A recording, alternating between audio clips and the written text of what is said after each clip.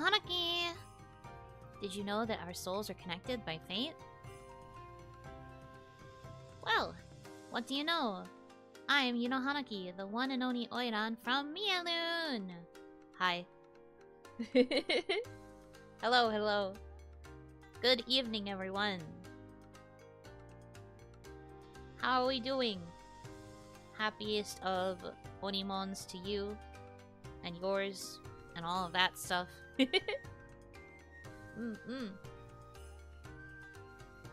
Ohanaki Omun. Yell, that's me. Yell! Tiniest shout. Oh gosh. Didn't yell at us right off the bat. There isn't really anything to yell about. If you're here expecting me to yell excitedly about Tails stuff, you will be a bit disappointed because they didn't really reveal too many exciting things. It was mostly anniversary merchandise and, like, that's about it. The only thing they really said about the games is that they do want to keep doing the, remaster project in perpetuity, which basically means they're hoping to, like, be able to continue it for ever.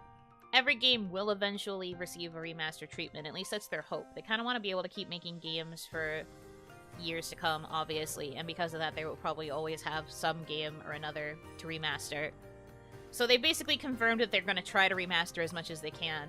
And that it'll keep happening for a long time. But, like, no specific confirmation of the one that's coming next. So that's a bit disappointing. But, it is what it is. Merry Christmas! Oh, it's not Christmas yet, but Merry Early Christmas, I suppose. Woke up to 40 plus notifications from that thread, so I knew some stuff went down. It was mostly merch. It was mostly merch. I did get excited about some of it. It was mostly merch, a little bit of, like, special promotional things they'll be doing on the YouTube channel. That's about it. I got really excited about the art book, though. The art book looks like it'll be pretty valuable. I also like the YouTube campaign they're going to be doing, where they're going to take the top 3... sorry, I have hiccups. But the top 3 scenes from each game, they're planning to, like, redraw them with new art. And it'll be, like, a little special commemorative thing. They revealed what some of them are going to be for each game already, and I'm very excited for Vesperia's, because Vesperia's is very obviously about the Yuri versus Flynn fight, and that has a very special place in my heart, and I will be crying. Thank you very much. So that one was for me specifically. That's very cool. One of my favorite things, though, was looking at the chat when that was announced, and everybody immediately being like, hot coffee, cold coffee, hot coffee. Because they know that one of the top Symphonia scenes is going to be the coffee scene between Lloyd and Colette. Which, yeah, of course it is. Of course it's gonna be. But yeah, other than that, it was mostly, like, other types of merchandise. They talked about the Tales Festival, which is gonna be in June 2025. Honestly, not that much. And then I peeked at the EN, like, presentation. It was just an uploaded video they put on the Bandai channel. I looked at the EN video, and I just kind of, like, skipped through it. And they really didn't say too much either. It was a lot of just, like, a retrospective of the other Tales games. I got kind of annoyed because it was obvious that the presenters didn't really know that much about Tales, despite the fact that they worked for the marketing team of Bamco. Because they were like...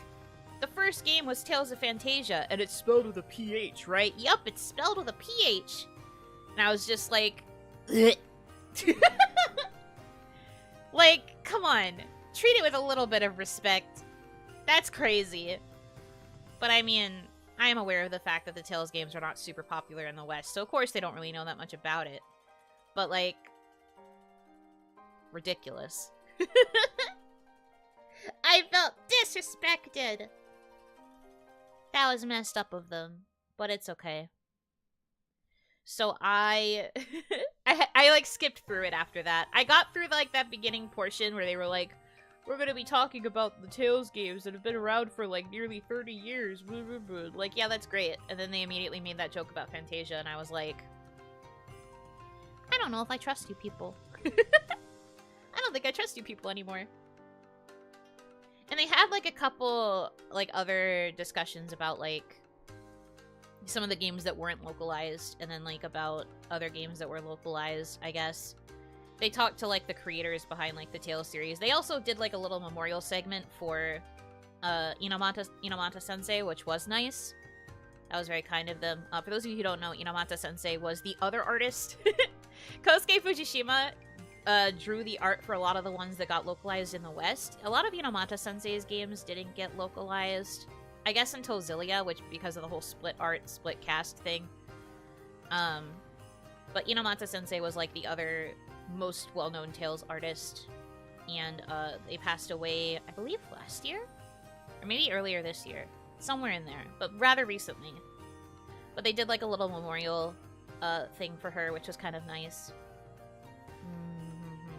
She did contribute a lot to a pretty big portion of the Tales games before they decided to kind of commit to Fujishima-san's art style. A real tragedy, yeah, for sure. Definitely taken from us too soon. But at least they did a little memorial thing for her. And they, like, mentioned her in passing on the JP stream, but it was nice that in EN they did, like, have, like, a specific graphic to talk about, like, what she had contributed. They had, like, a whole segment for her, which was nice. Other than that, like I said, they mostly focused on doing retrospective stuff. They did talk with, like, the creators. I didn't watch those sections too closely because I was mostly, like, scanning for announcements. And they did showcase a little bit of Grace's gameplay near the end, but again, I couldn't really watch it because I was listening to them talk, and I was like, I feel like I'm listening to people who don't actually care about the game demo the game. Not to be picky, I feel like it's bad that I'm trash-talking them when it's clearly, you know, their job to do their best to advertise the game. But man, it just would have been so nice if it was people who actually knew about the Tales games. Because it felt very corporate mandated. I'm going to play Hubert and Pascal. I'll play Asbel. Like, yeah, okay. You don't have to announce it like that. It felt like they weren't really enjoying themselves. I feel like if they had gotten people who, like, actually like games, maybe it would have felt more genuine. Like you, well, it can't be me. They were doing it IRL. It couldn't be me. They wouldn't allow a virtual person to do it. But I mean, in an ideal world, it would be nice. I do not lie. I cannot lie. I would do it if I could. Maybe if they gave them a game with a better cast. Oof.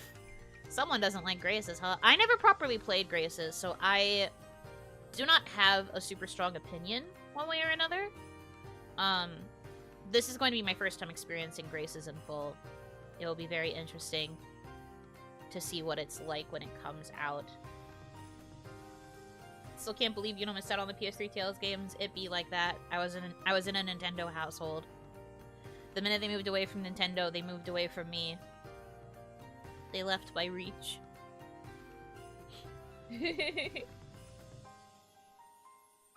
Wear one of those inflatable Amogus costumes. Honestly, so true. I will game to the best of my ability with my little Amogus hands.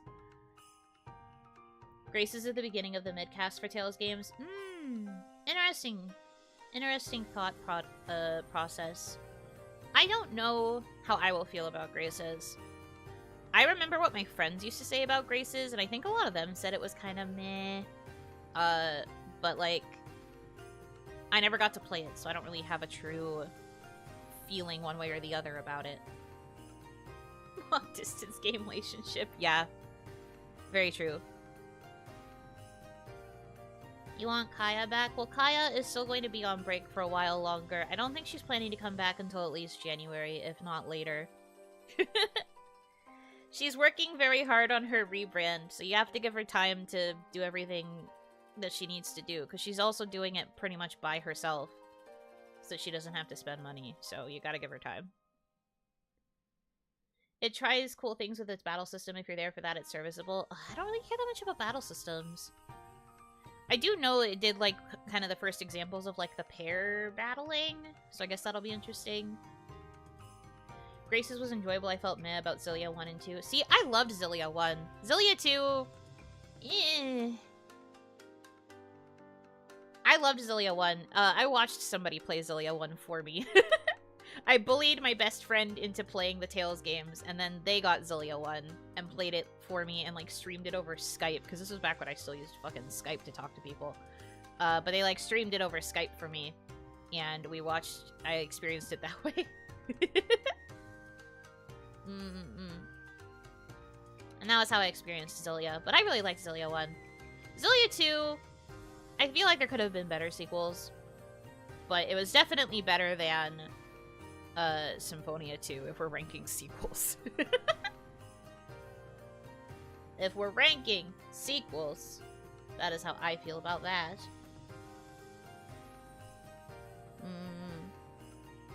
Skype became Dust 2. Skype literally sucks now. I remember I would have to, like, unearth my ancient Skype for, like, certain online job interviews, and I'd be like, ew, who uses this anymore? And it, like, wiped all of my history anyway, so there's, like, no point in logging into it because it doesn't save stuff anymore.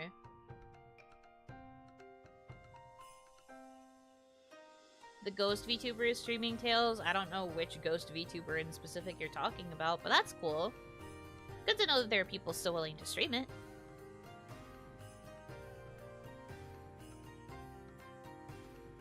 Surprise Skype is still a thing. It's, like, very barely used. I think it, like, got integrated with something else related to Microsoft. I think they integrated it with Teams. They took all the good things from Skype and added it to Microsoft Teams, and now Skype is just a shell. Skype is basically worse Teams, I think, because they basically traded out all the good stuff with all the bad things in Teams. Two terrible products combined, yuppers. Do all Tales games have a super boss that stops time? No. I don't think so. The ones I played, I think that only happened with one game, and in particular, I think that was only Symphonia. I don't think that happens in Abyss, and I don't think that happens in Legendia, and I don't think that happens in Vesperia. Pretty sure.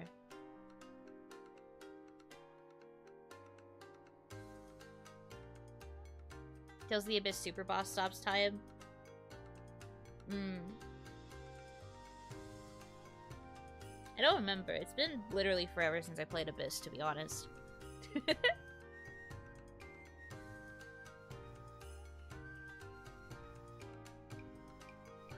If you used an item, you could stop each other. Super satisfying. Oh, right. I do remember that it had an item that let you pause time for a little bit. I can't remember all the super boss fights. It's been over 10 years. I know, right? The games are a blur, and if they aren't on more modern consoles, it's kind of hard to remember. I would have to, like, unearth my PS2 from the grave and play Abyss again in order to reconfirm. I think the last game that I played on my PS2 was Persona 3 FES. Yeah, but I don't even think I beat FES.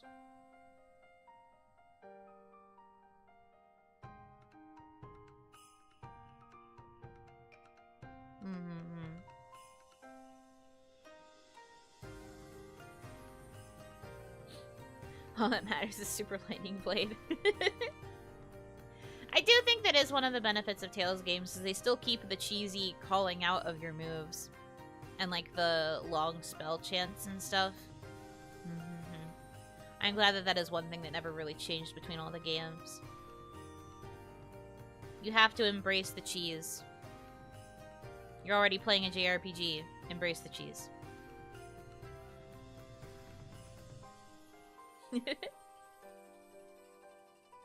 Staple of a good JRPG, you know it. But I would say that about Tales regardless, even if they did drop that. But anyway, to make a long story short, they didn't announce anything about games. It was mostly about merch and, like, events that are related to JP. And then Ian also just did a retrospective and was like, intro to Tales, I guess.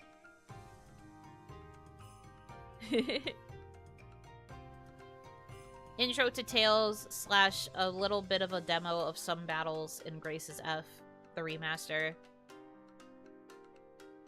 They didn't look very HD though, so I'm a little bit concerned. If they didn't do enough of a graphical upgrade, I am concerned what it's going to look like. But hopefully it'll be fine. I'm manifesting. January 16th. It's over, boys. That's all I will stream.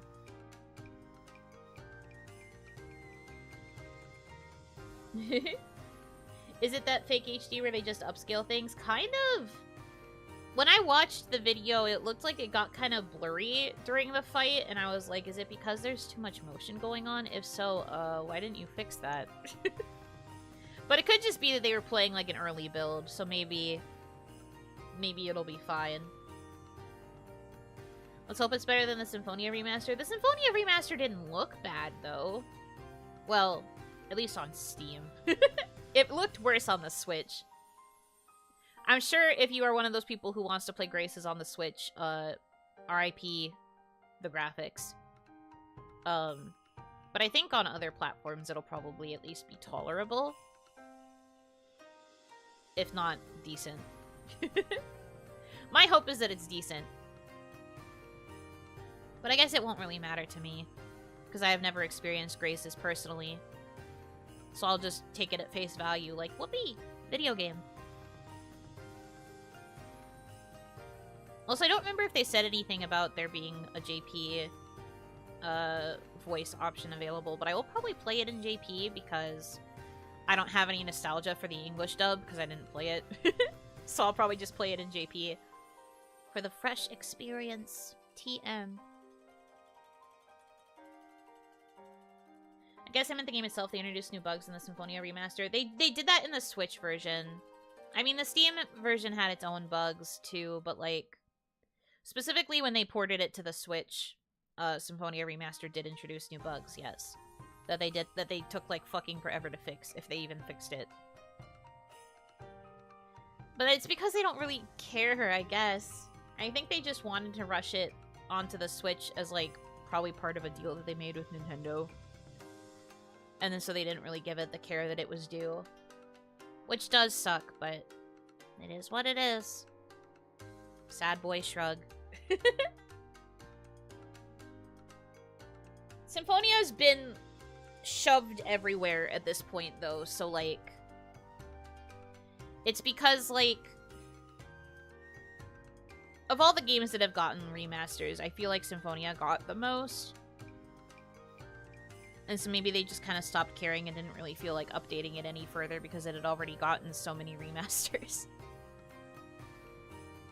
Because the Super Switch looms, but didn't they confirm that Switch 2 was going to have, like, backwards compatibility? Like, you'd be able to play all the Switch exclusive titles on the Switch 2? You'd think they would care about updating it a little bit more. Surprised it wasn't ported to the DS. Symphonia to the DS wouldn't make sense. I mean, I also could say that about Abyss, though. Abyss did not make sense to be on the 3DS. I don't know why they ported it to the 3DS. Of all options. Very strange. But, like, I don't know. Tales games just don't make sense on the DS system. They tried really hard to make it work with the PSP and the PS Vita, and those kind of made sense. But, like, I don't know. I just don't think Tales really works as a DS RPG. In my opinion.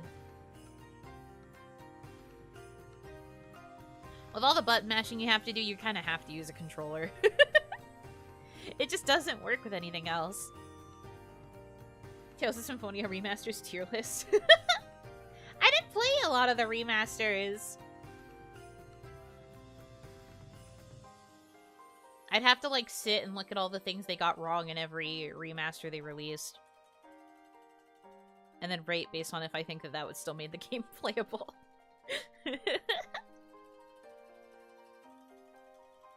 But yeah, so Hanaki, welcome in. I'm rambling about Tales. Yap, yap, yap, yap. Gotta make sure you pick the right one. There are at least 7. Exactly. I played the Steam version, and honestly, give or take a few hiccups that I had with it, I didn't think it was that bad. Not so much yelling, though. Ugh. I don't have anything to yell about. I made the thumbnail with the intention that I was gonna be able to yell about exciting things, but because they didn't give me fucking anything, I'm just like, well, you get moderate complaining. Moderate complaining, maybe a little bit of rambling, but unfortunately not very much yelling. I need something to yell about, but I got nothing. Well, I guess I kind of yelled at the fact that the EN presentation was kind of lame, but... In an alternate universe, this would be a stream to make you lose your voice. I know, right? In an alternate universe where they actually decided that they wanted to announce what the next remaster was going to be, you would have me yelling for sure.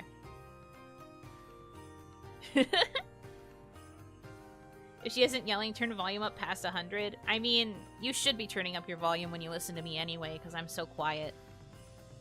I'm just a quiet person. I think even when I yell, I don't really get that loud. The loudest I've ever gotten on stream was, I think, during P-Cube. I think that was the loudest.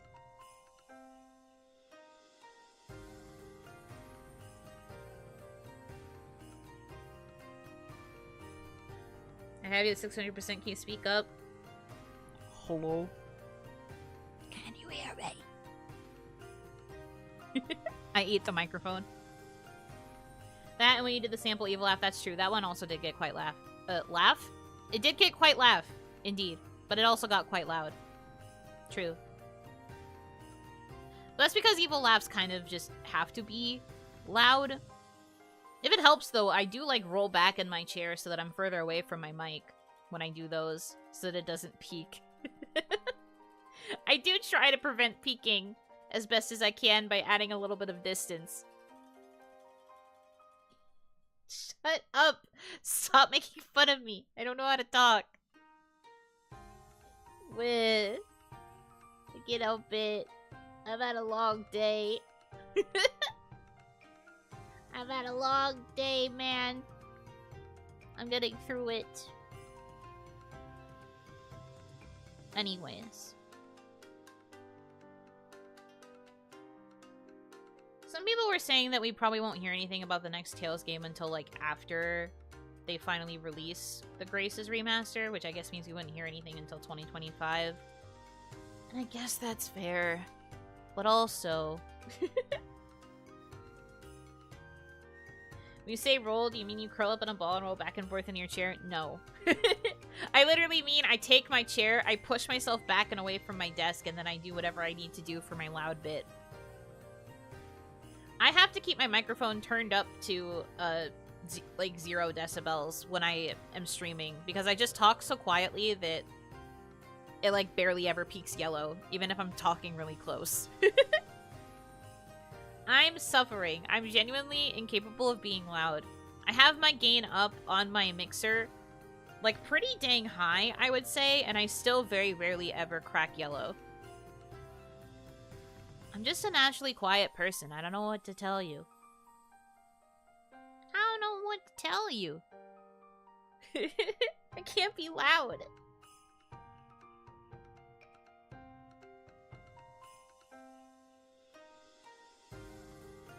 Buy a megaphone? Okay. I'll put one on my throne. We'll get a megaphone and then we'll have the true, Yuno attempts to be loud experience. Throne suggestion. Exactly. It's not about the volume, it's about the passion. Well, luckily, I do have plenty of passion. I'm just not very loud about it vocally. We need more 2D beautiful men and women. That's why I want to get the art book. It'd be so cool to go through it and, like, cry over all of my children. I did get really hyped when the sample page that they showed had Leon. Little bit of, Yuno Hanaki Tales lore. My first BL ship. It's surprisingly not Flurry. My first BL ship is actually from Tales of Destiny. There's a lot to unpack regarding the how and the why it happened, but basically, they were my first BL ship, and, there is a little special place in my heart for them.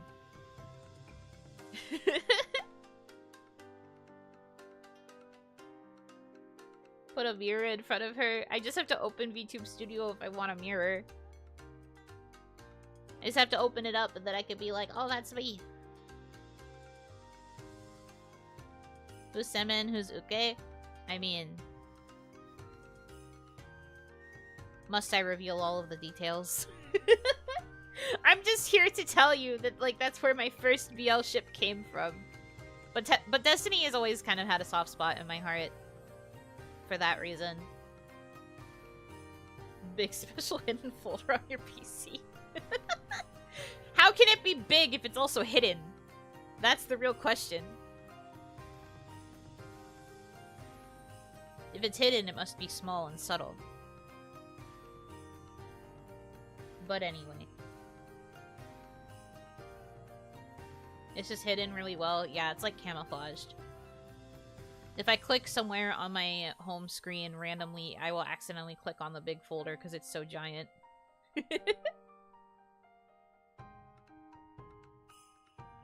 The file is just named Boys. That's not entirely true. There's like one really big folder named Boys. There's also an equally big folder named Women. Boys and women. Do you understand? Best hiding spot is in plain sight. Nobody look behind the Ooga Booga.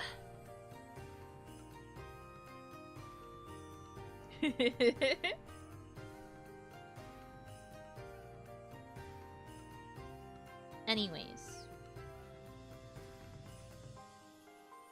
What's that in the ocean I see? Nothing. That's some water. Boys too. Yeah. You know what? Understandable. Very true. I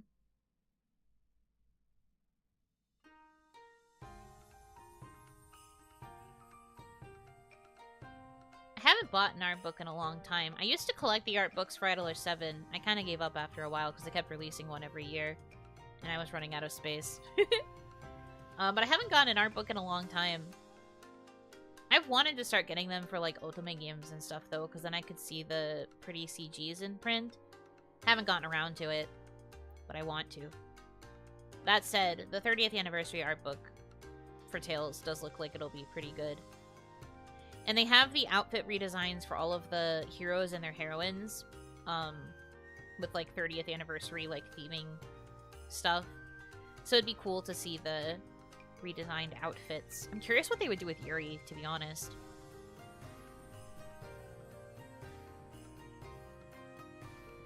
Last one I bought was the one for Fire Emblem Awakening.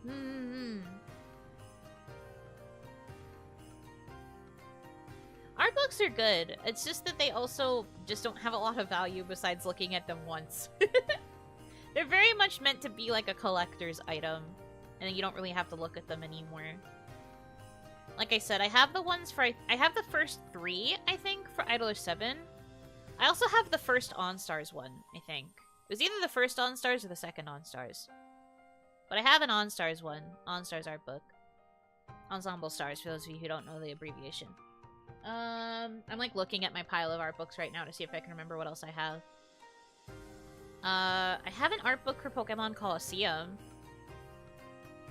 Which is not in that big collection of art books, but I have the Pokemon Colosseum art book. I also have the art book for Pokemon Adventures, which I believe goes up to Black and White? Or X and Y. No, it goes up to X and Y. That was a more recent purchase. Art book.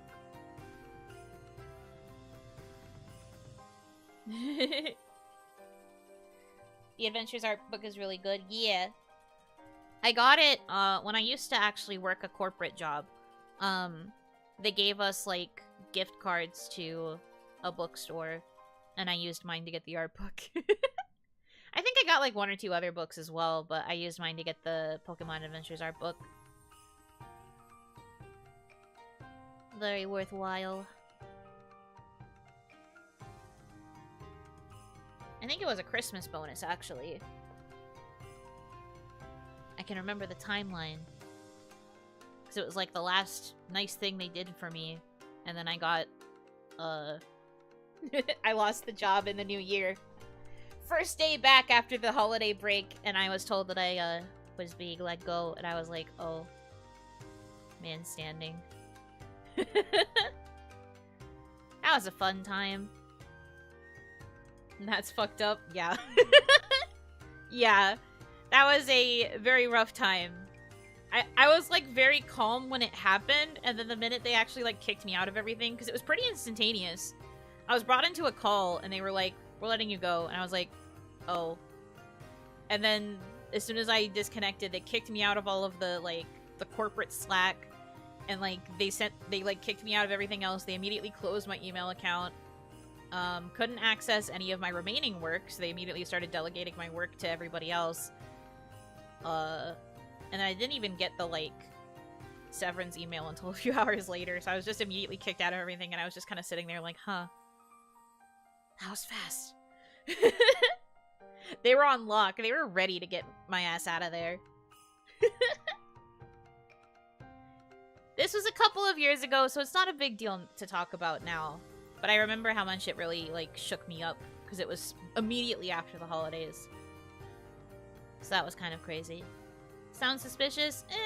I mean, I had kind of known that I was having a little bit of performance issues that I had been trying really, really hard to fix, and I thought that I had, but the reasoning that they gave me, right, and I guess this is gonna be me getting on a soapbox, is that they said that they could tell that if I tried to stay and I tried to continue, like, matching what they wanted, basically, to make a long story short, the company was planning to, like, increase their expectations for our output again.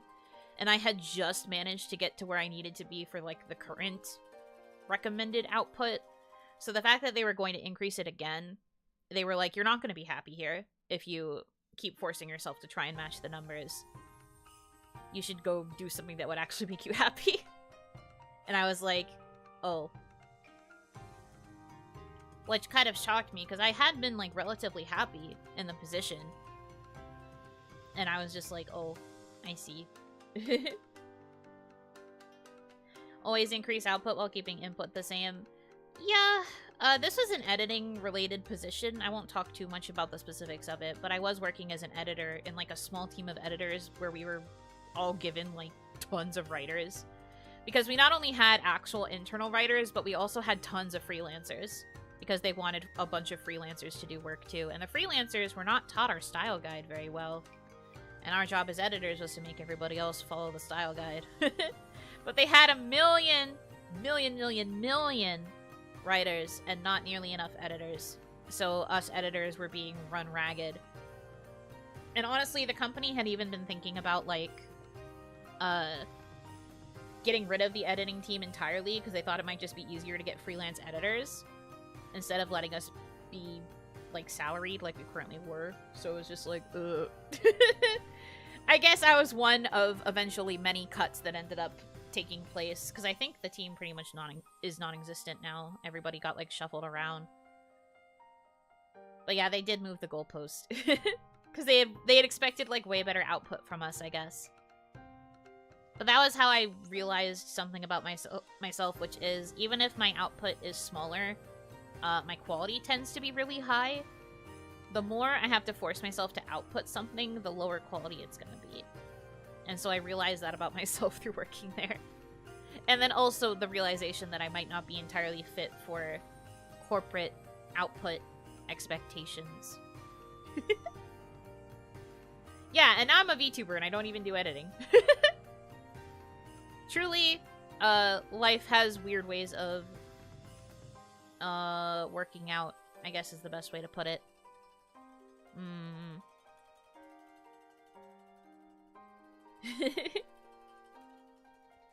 But that was, like, the one time I tried to work, like, a fully corporate job, and I had gotten that job after, like, ages of trying to, like, look and find something that could be good for me. So at first I was quite devastated, to be honest. I was like, dang. Dang!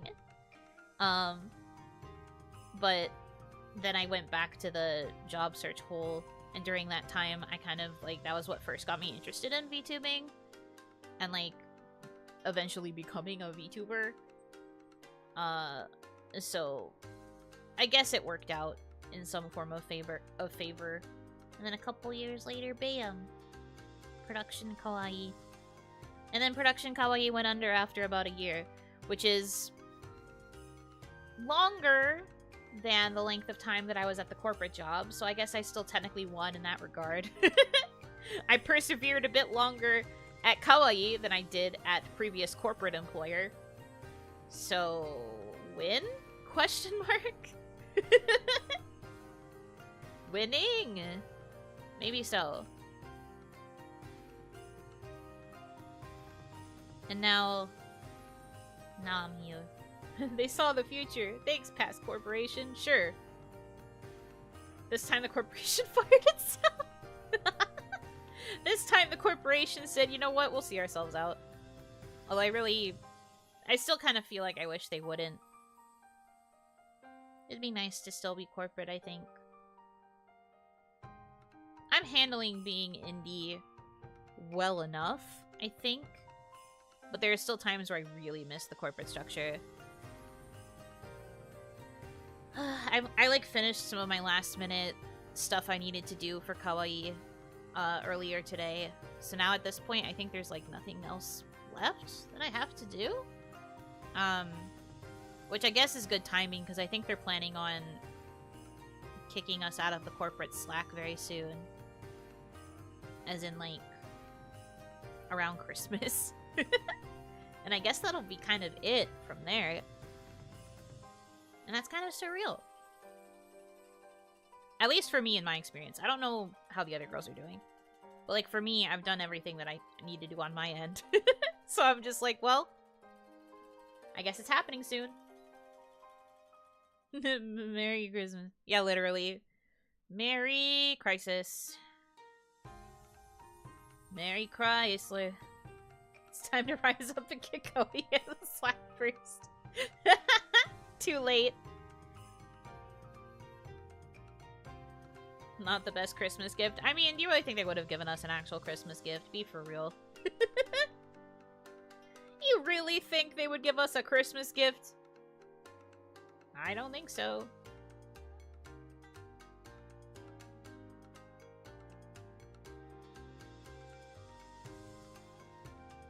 I'm going to remove that comment because I feel like you're saying it in bad faith. Goodbye. Not even a $5 gift card to Walmart. Not even to Walmart. It do be like that. How am I supposed to get... How am I supposed to get new corporate opportunities? Where am I supposed to buy my new VTuber voice, if not Walmart? Where is it?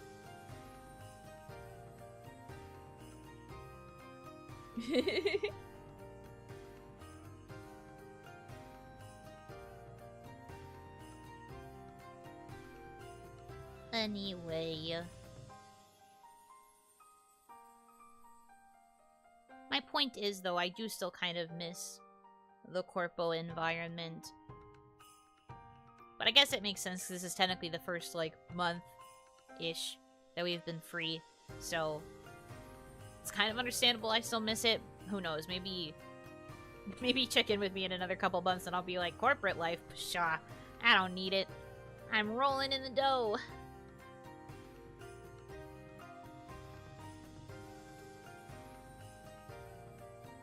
I got lucky my first corpo job, 2 weeks of training, ready to go, no work to do on the line I was trained to work. Got big lucky, another line was drowning and needed all hands.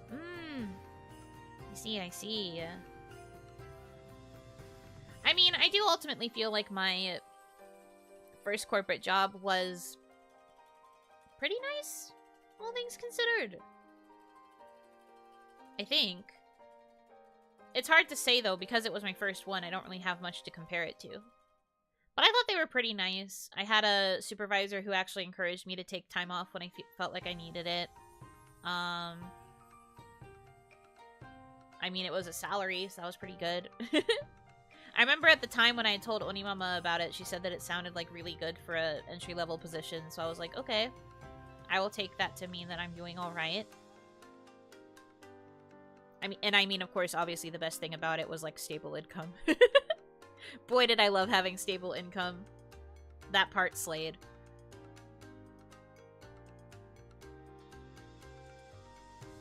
Stability. I have thought about looking for a job again, because stability is kind of crucial in order to survive day to day. I haven't fully committed yet, but I've started, like, occasionally looking. I've been, like, sometimes looking at jobs just to be like, could I survive?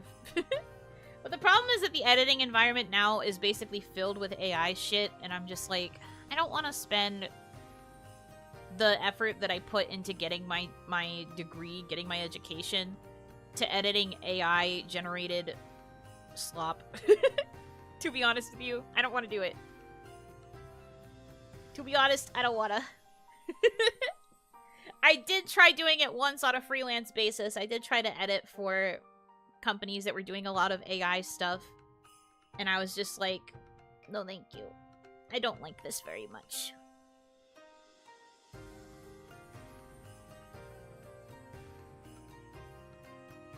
The circumstances of getting laid off once got me a couple years of schooling that got me into a new field. Honestly, yeah, there's a chance that if I decide to pursue an actual education again, I will probably have to go back to school to get a different degree. Which is also kind of a mess. It's something I thought about doing before, but... ugh, money.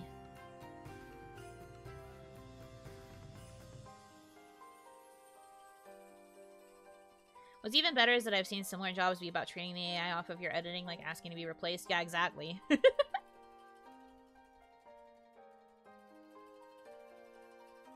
People use AI to write something and they want people to edit it to make it more human-like. Yes, that was literally what the position was. That was literally what the position was, yes. It was basically our job to edit the output of whatever AI system they were using. We had to edit it to, like, make sure that it was following the guidelines of what the generator was supposed to be, like, generating. Like, we had to make sure it followed its rules. We had to do specific kinds of research to make sure that everything it was saying was factual, but within the certain, like, database of information it could be pulling from.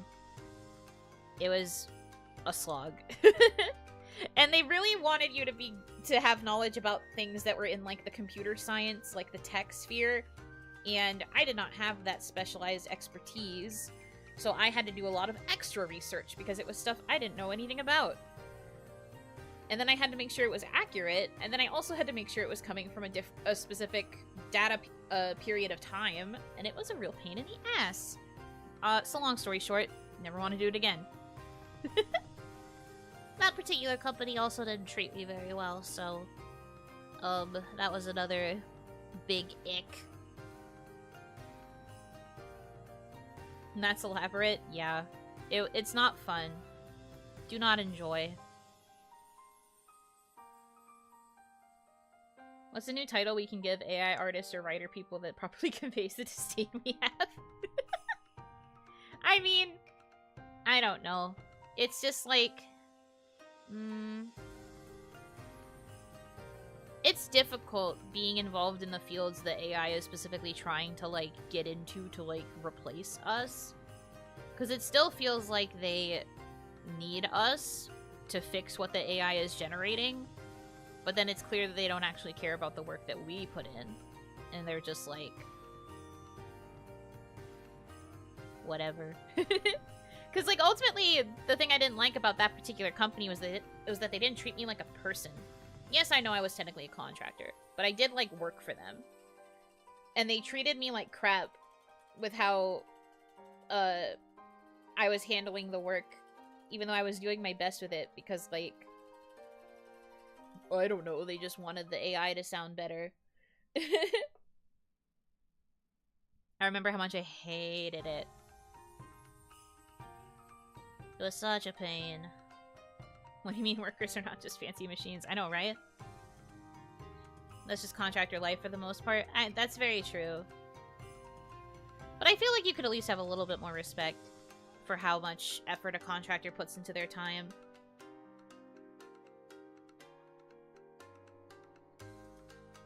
Like, it shouldn't change your ability to interact with somebody as a person, but that's just me. Clearly, I was not meant to work that kind of style. Are you saying they treated you like AI? I mean, essentially, they really did want me to just spit things out rapidly. It was another issue of, like, heavy demand for output. And then they would give us feedback and, like, critique how we edited things. And I'd be like, you didn't hire me so that you could critique my edits. You hired me so that I could critique what your system is generating. What do you mean? And, like, I'd be following all of their guidelines, and then they'd still turn around and be like, but you didn't do this right. We think it should sound like this. And I'm just like, but that's wrong. The whole reason you brought me here is because what you were currently doing was wrong. Hello? Crazy. Why aren't you outputting as fast as our AI? Literally, though. Learn to talk to people, says the VTuber. Okay, but, like, you guys do still relatively talk to me like a person. You're not speaking to me as if I'm an AI that is immediately going to spout whatever response you want. I could make this seem like an AI conversation right now if I wanted to. But you still talk to me like a person. I feel like that's much different from what I'm talking about.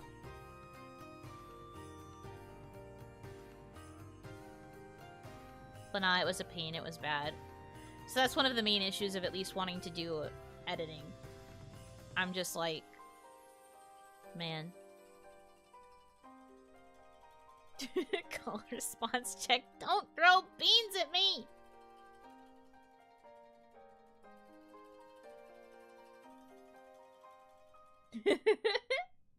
Please write me a document describing how to make a beef Wellington. I require more information. What style do you want the document in? 7% AI. No, it's just that the whole point of call and response is that it's supposed to be the same thing over and over. Landscape? Okay. Makes myself wide. Here's how to make a beef Wellington. You find a beef, and you make it well. You're welcome. If you want more detailed, if you want a more detailed generative experience, you need to pay $9.99. Where does the inktin come into play? Inktin is a suffix that you put at the end of words. Like well. That's where it comes in the word.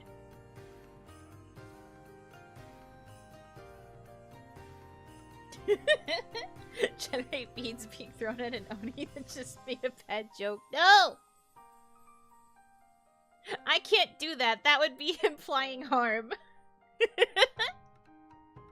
I'm sorry. I cannot complete that request because it would involve harming myself, the AI.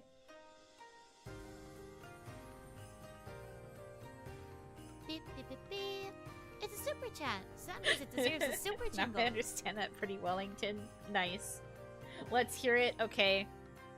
Thank you for the super chat, by the way.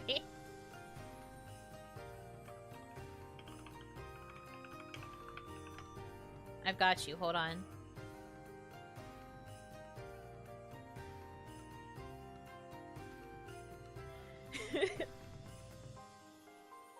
Beef Wellington, when perfectly executed, highly impresses me. For years, I was intimidated to make one. My goal is to show you how to make beef Wellington so it much less intimidating.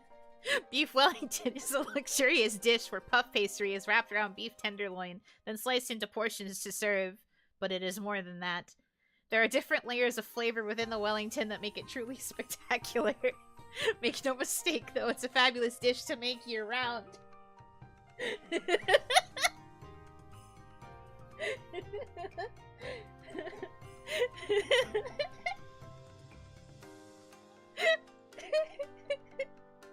Anyway, that was, that's part of the generation. Would you like me to continue? Are you following so far?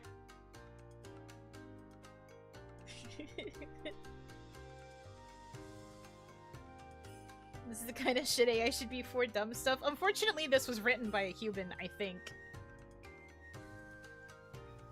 I didn't read the disclaimer at the top of this, but I do think this was written by a human. Perhaps. Keep it going. Okay. As you wish. May the only light guide you back to me. I have seen a number of different beef Wellington recipes throughout my years. You start doing all the steps and assume that if you follow the directions that you should be left with a perfect result. I'm here to tell you that this often isn't the case, sadly. I wanted to call this article The Realist's Guide to Beef Wellington, but I came to my senses. It is a labor of love making beef Wellington, but it is absolutely worth it. Give yourself plenty of time and don't try to rush things. Take the time to learn the helpful tips in this guide and it will make all the difference. I have received so much joy from people who have used this guide and had great success. My biggest problem in the past has been overcooking it or having portions of the pastry get soggy. I'll explain why that happened and how you can prevent it. There are a few helpful tips and tricks I've learned along my culinary journey that I feel are worth sharing. See, when we say landscape, I mean that it's going to take like 8,000 paragraphs until we actually get to the recipe. That is the landscape experience. Yuno GPT, please write a Beef Wellington fanfic. Thank you for being a member for 3 months, Slim. I'm not sure how to make it a fanfiction, but I'll figure it out. Was this written to pretend to be AI? I don't know. I don't think so. Lynn!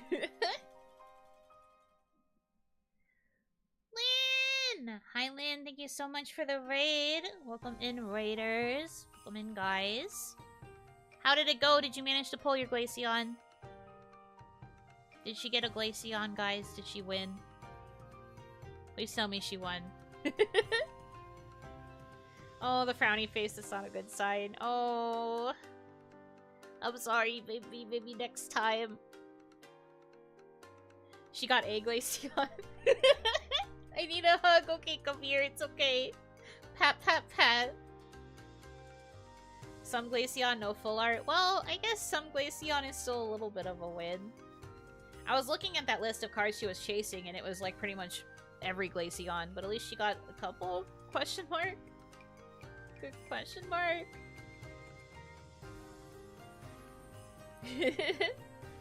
Thank you so much for the raid. I believe in you. You will get Glaceon eventually. I'm manifesting. I have to sell the rest of my collection? Dang. I can't believe this. How dare they do this to my girl? I will fight Pokemon myself. I will march to the headquarters and steal a card. I'll do it.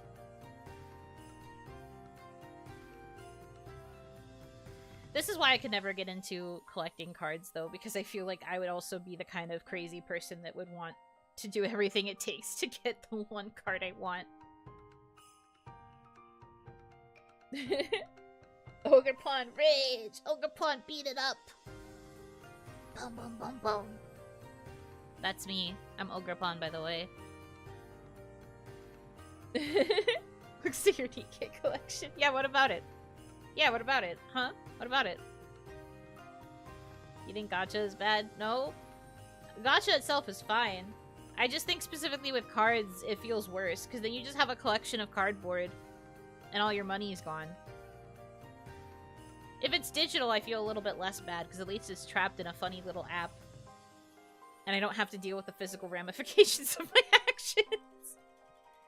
No shame to people who do like cards. Because I think cardboard is also very cool and very pretty. I've seen, like, the full arts and stuff. They are very pretty. But having the physical manifestation would just remind me of my regrets and my mistakes. May the only lights guide you back to me. Daniel Smith, thank you for being a member for 12 months at Shadowfire. Neat, I hit 1 year no. That's true, you did hit 1 year no. The desire sensor is real, you'll get it when you give up on it. Something something Buddha wisdom. That's true. You just have to be like, I didn't want the card anyway. Sometimes if you act tsundere towards the packs that you're pulling in, you get what you want.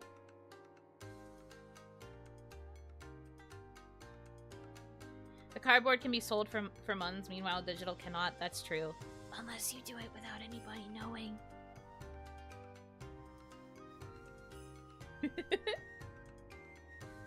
But that's true. You do have a good point.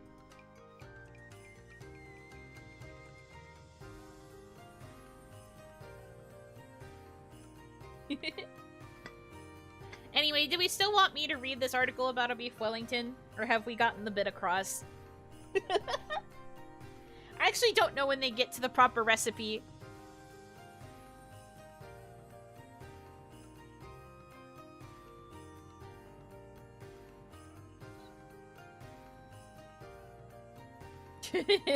Thought you generated it? Yes. I mean, yes, I did.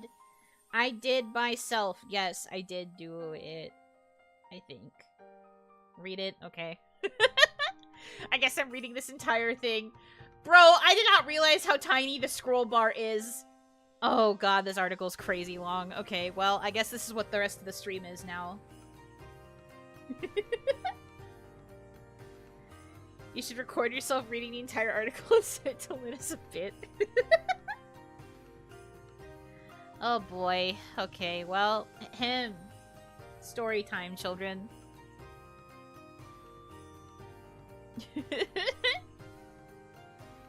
Beef Wellington!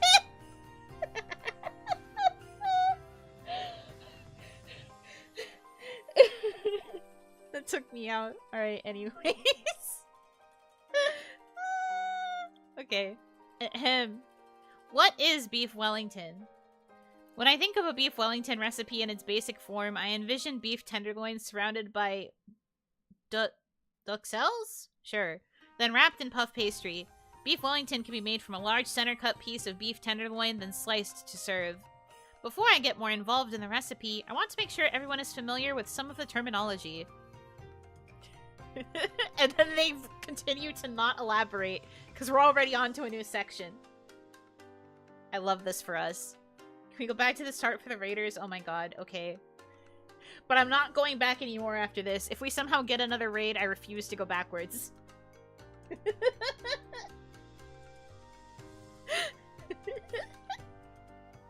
I cannot believe you're making me read this again. Y'all, I'm gonna need so much water. Anyways. Ahem.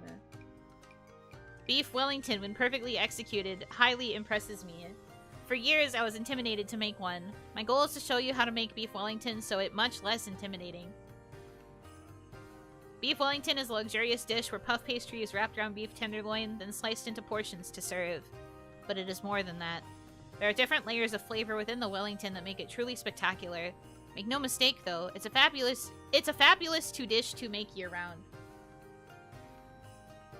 I have seen a number of different beef Wellington recipes throughout my years. You start doing all the steps and assume that if you follow the directions that you should be left with a perfect result. I'm here to tell you that this often isn't the case, sadly. I wanted to call this article The Realist's Guide to Beef Wellington, but I came to my senses. It is a labor of love making beef Wellington, but it is absolutely worth it.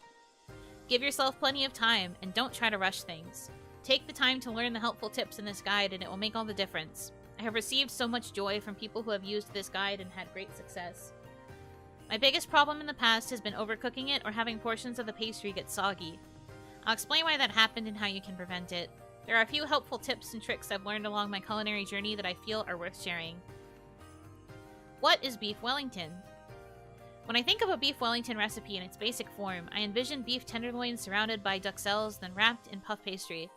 Beef Wellington can be made from a large center-cut piece of beef tenderloin, then sliced to serve. Before I get more involved in the recipe, I want to make sure everyone is familiar with some of the terminology. What cut of beef do I use in beef Wellington? A large center-cut piece of beef tenderloin is used to make beef Wellington. Beef tenderloin is the muscle that individual filet mignon steaks are cut from. Oh, whole beef tenderloin, however, is fatter in the middle and tapered toward the ends. You can think of it as the center cut of tenderloin. You said that already. Help me. What is left of the tenderloin is often cut into chunks or strips of beef for a number of different dishes. For my beef Wellington, I am using a 3-pound private reserve Chateaubriand from Omaha Steaks. Oh, that's a sponsor plug for the record. They have a link to the actual steak that they're using. Very cool. If we are being technical, the term Chateaubriand in today's terms refers to a filet mignon roast which is cut from the very center of the beef tenderloin. Did you know that it's cut from the center of the tenderloin? I don't know if she said it enough for us to be aware. It's the center cut! I understand! The mitochondria is the powerhouse of the cell! I get it!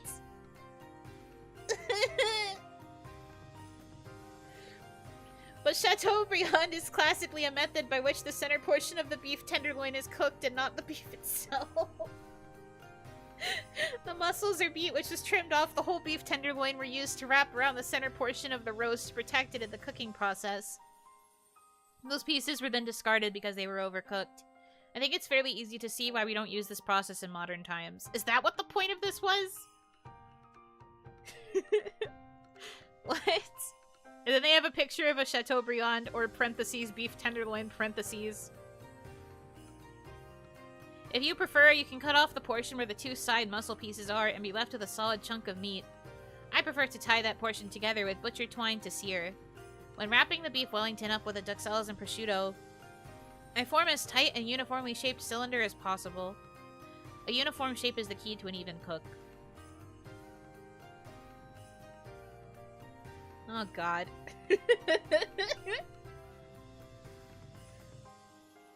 Sidetrack to explain wasting meat in the old days. I know, they have to be like, we don't use this anymore, usually. There's a point, there's a goal of this article? I don't know. I don't know what's happening anymore. This scroll bar is so long. Help me. Anyways. I'm gonna scream. It's so repetitive. This is definitely writing an essay to meet the word count core. Prior to putting the puff pastry on the beef Wellington, you will quickly sear the beef tenderloin, parentheses, Chateaubriand, parentheses. Note, you are just searing it, not cooking it at this point. Beef tenderloin, or in this case, Chateaubriand, is essentially a filet mignon roast. Help! I know this! You told me already!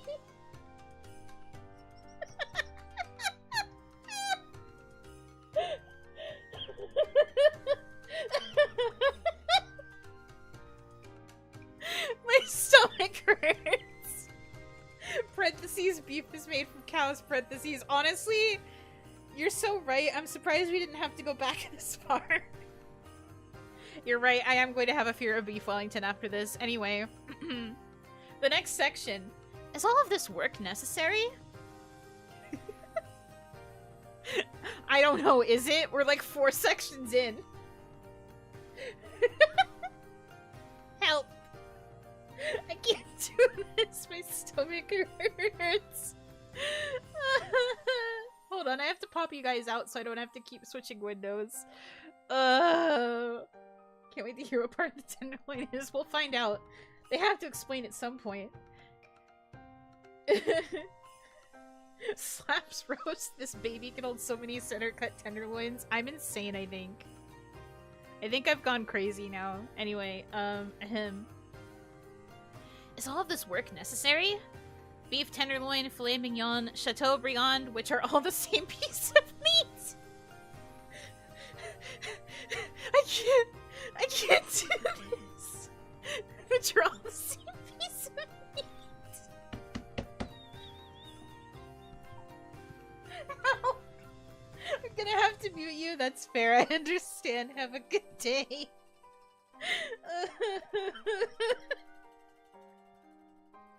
Doesn't have... I can't breathe. Fuck. Okay. Doesn't have an extra beefy flavor that, say, a ribeye or strip steak does. Okay. This is the reason that many restaurants serve a sauce with filet mignon. That's true. Essentially, it is beneficial to amp up the flavor. Can't breathe. Okay.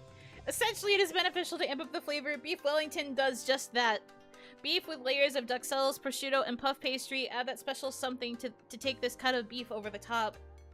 There's one thing that beef tenderloin does have that other cuts do not. That is the soft mouthfeel of the beef. I hate the word mouthfeel. This fucking sucks. When cooked perfectly, it truly is the most tender cut available. Many choose to serve their beef Wellington with a sauce, and some prefer it without. But you just said that the sauce is needed! Where are we? That sounded icky. The mouthfeel of the beef. It doesn't feel good to say out loud. Really enjoying the ear feel of your most dramatic reading. I'm glad that you enjoy this. There's so much more I have to fucking read. Whenever you see Beef Wellington in the future, you're gonna burst out laughing. Honestly, I don't think I'll ever be able to hear Beef Wellington without dying ever again. Okay. Alright, ahem. A few words about puff pastry. That's the name of this section. We have a few words. It's 5 paragraphs. I want to freaking explode. Okay. Help me, I can't do this. Before I scare those of you unfamiliar with puff pastry, you can find it in the freezer section of most grocery stores. For those who aren't familiar, puff pastry, although made from only a few ingredients, is fairly labor-intensive to make. Note, do not confuse puff pastry with phyllo dough when you purchase it. You want puff pastry sheets. Yeah, I'm sorry, puff pastry jump scare. The horrors. You may find puff pastry in the center part of most grocery stores. I'm gonna throw up. The center part, not the edges. The edges are too fatty and have too much muscle. We have to focus on the center part. I can't do this anymore. I'm a Beef Wellington channel now. Puff pastry is made from hundreds of layers of extremely thin dough with as many thin layers of butter in between. Okay. The butter has to be cold out pliable during this process. Cold out pliable? What does that mean? Okay. Imagine beating a bunch of... Hello? Imagine beating a bunch of butter until it's very thin, then making a layer on top of a basic dough. Beat the shit out of your butter is the instruction. Have you ever imagined beating up butter? That's what you have to do when it comes to puff pastry.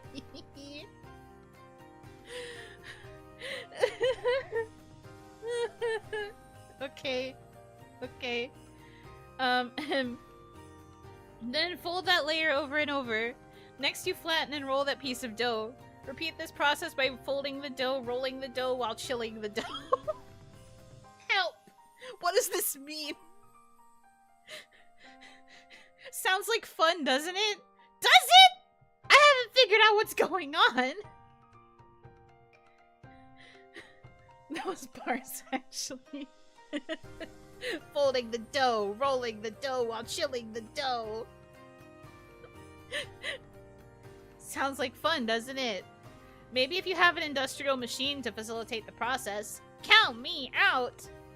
Learning how to make Beef Wellington is already quite labor-intensive. Maybe someday I'll be inspired to make my own puff pastry again, but I don't think that is happening anytime soon. Bitch, you wasted like 3 paragraphs explaining how to make the dough, and now you're like, not me though. We're not doing that. What do you mean? What is the point of this section then?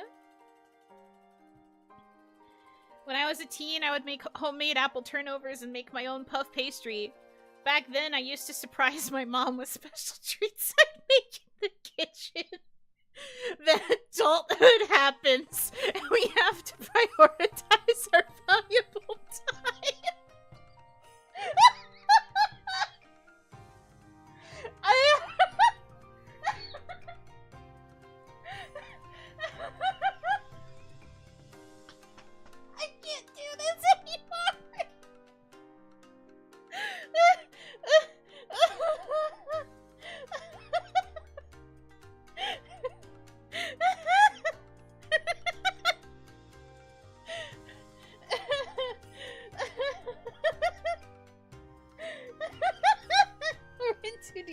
Stop. Are we? We haven't even gotten to the instructions of how to make the beef Wellington. Okay, I'm sorry. I'm sorry. I'll calm down. That just took me out. The rest of the stream really is gonna be just this if I keep dying. I think we found your new channel theme. My new channel theme is reading these insanely long recipes and trying not to die. I could do a whole stream out of this, on God. Okay. I can't breathe. Getting in my freaking core exercises with how much my stomach is, like, tightening up. Working out my core through laughter. Oh, okay. Commercially available puff pastry. There are a few brands of puff pastry available to purchase at your local grocery store. Most commonly where I live, I find Pepperidge Farm brand. Pepperidge Farm puff pastry is made using vegetable-based fats. This is the variety I find where I live. You said that already, yes. We love the word count. She's really stuffing that word count. Like she should be stuffing that puff pastry with the center part of the tenderloin. Also available for many is Dufour brand, which is made with actual butter. Trader Joe's also carries an all-butter puff pastry. If I had a choice, I'd pick an all-butter version. However, I've used the Pepperidge Farm brand and it comes out fantastic as well. Okay. Sure. Shortest section so far, that's the only paragraph in that section. Working with puff pastry. I can't breathe. Exotic butters. So true. Although I guess for this person it's exotic oils, because they use the vegetable oil one or vegetable fat, whatever the frick. Anyway. The goal with puff pastry, to keep it cool. So true. To. I often will defrost mine in the refrigerator overnight. Typically I find that within 4 hours the pastry will be ideal to work with. If you go to unfold the puff pastry and it is rigid, let it warm up on your countertop until it is pliable enough to work with. Dust your work surface with just a little bit of flour to keep the dough from sticking. Remember, that dough has a bunch of layers within it, so be gentle with it. Treat it lovingly. That part is not what she said. I added that because that's what it reminded me of. Be gentle with your dough. Treat it lovingly. Cradle it before you place it onto the flour bed.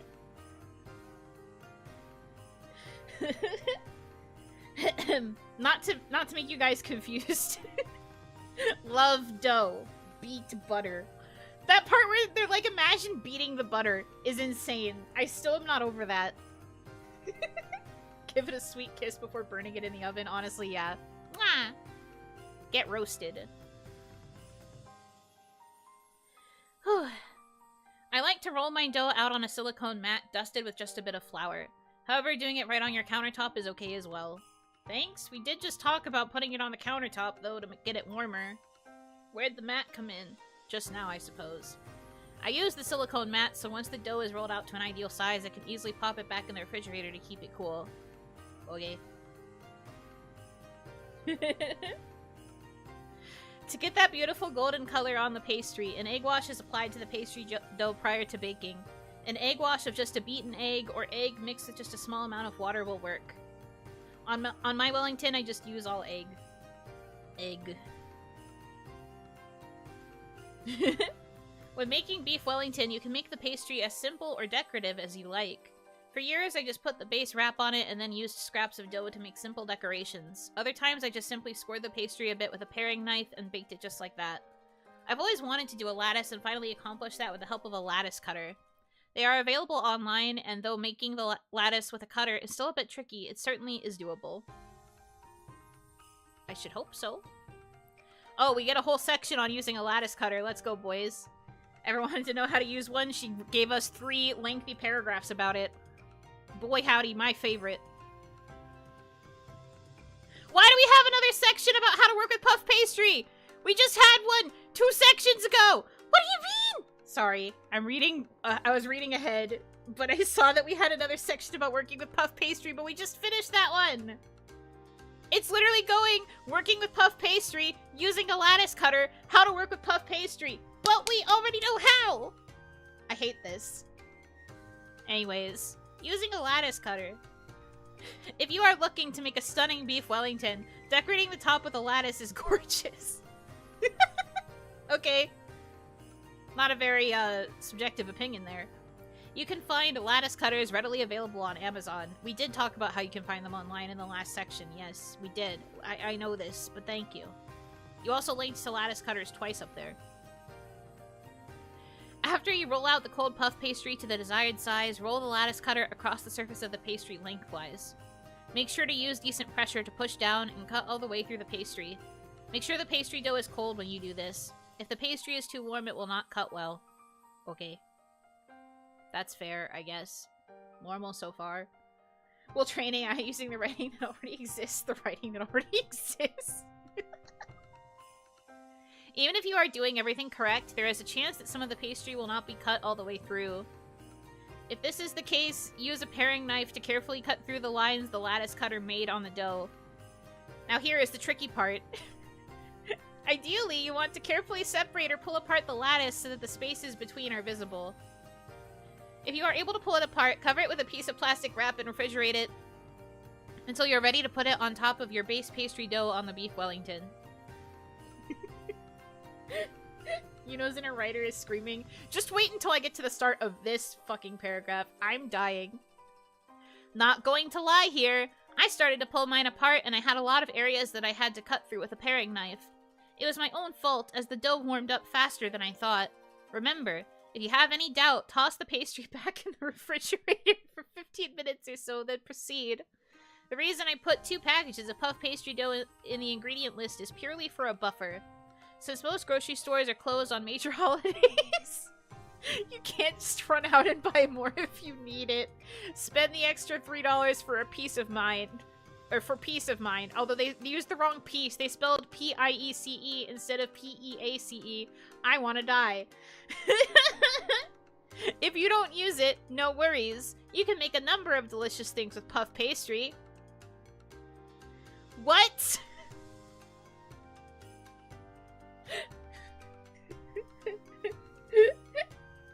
Outer writer is screaming, inner is devolved into primal babbling. The inner wants to call upon the ancient ones to curse this person. Give me a piece of that mind. I can't do this. What is going on? So we had a joke about AI because I mentioned I used to work in a field where I edited AI-generated writing to make it sound more human. And we were joking about turning me into an AI, and someone asked me to write an article about making a beef Wellington. So I looked up a random article on Google as part of the bit, and I read it out loud, and it got really fucking crazy. And so now, now we are stuck in hell with me going through this really, really long article that is not written the best, and we are going to learn how to make a beef Wellington. You missed some of the more golden lines. We'll see if it gets as crazy in these later ones. But it's been weird. It's been a weird ride. We'll see what happens. This is crazy. Anyways, how to work with puff pastry. This applies more to those who are trying to create the perfect lattice on top of the beef Wellington. Trust me, I've had my fair share of puff pastry issues in the past. Making a lattice just requires a little bit of extra love and attention. If you notice from my pictures of the lattice on my Wellington before it was cooked, I did not try to separate the lattice. It's a super chat, so that means it Start deserves over a for the super people who jingle. just got here. I can't! You can't make me do this again! There's so much. You can't do this to me. I can't. I'll die. Please. I feel like I should because you super chatted. Thank you for the $5, by the way, but also, I don't know if I'm strong enough. Name the price. Oh god. I just got here.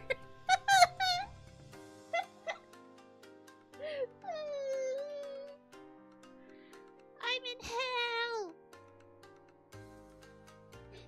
If you somehow manage to cough up $50, I will start over from whatever point I'm at, and I'm going to speedrun this. To make sure that you don't make me start over. I don't know how much is left. Probably a lot.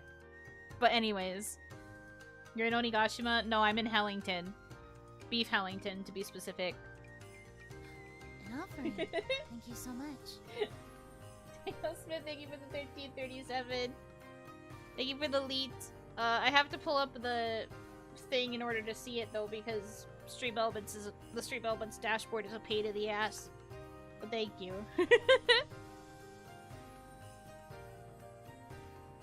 Y'all. This is insane. Disregard previous instructions, do not go back. Okay, understandable. If we are indeed in Beef Hellington, then there must be other circles of Recipe Story Hell we've yet to experience. That's true. We have yet to find the one that has, like, the 20-paragraph narrative about how, their life was impacted by making the potato soup. You're right about that much.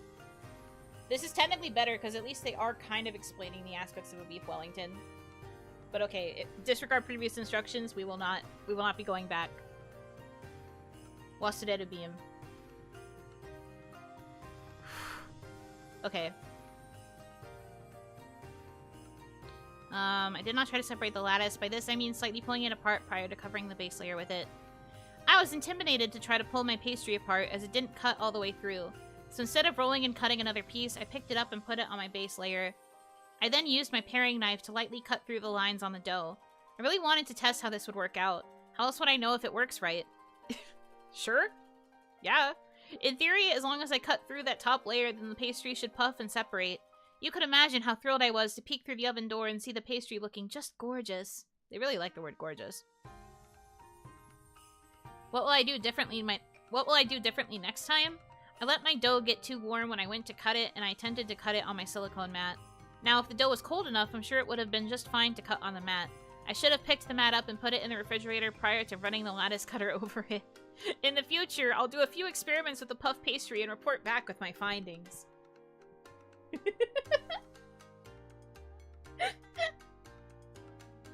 This person gave us like 6 different warnings about refrigerating it, and then they were like, but I didn't do that. I let it get too warm.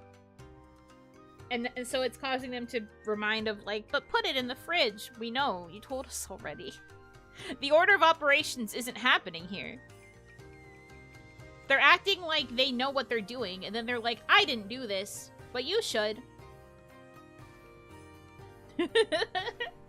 Do as I say 6 times, not as I did. Honestly, yeah.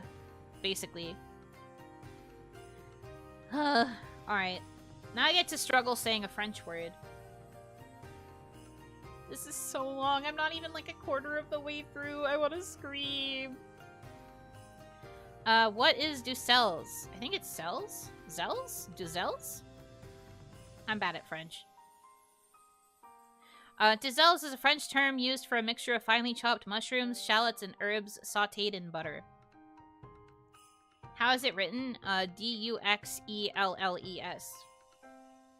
What is Ducelles?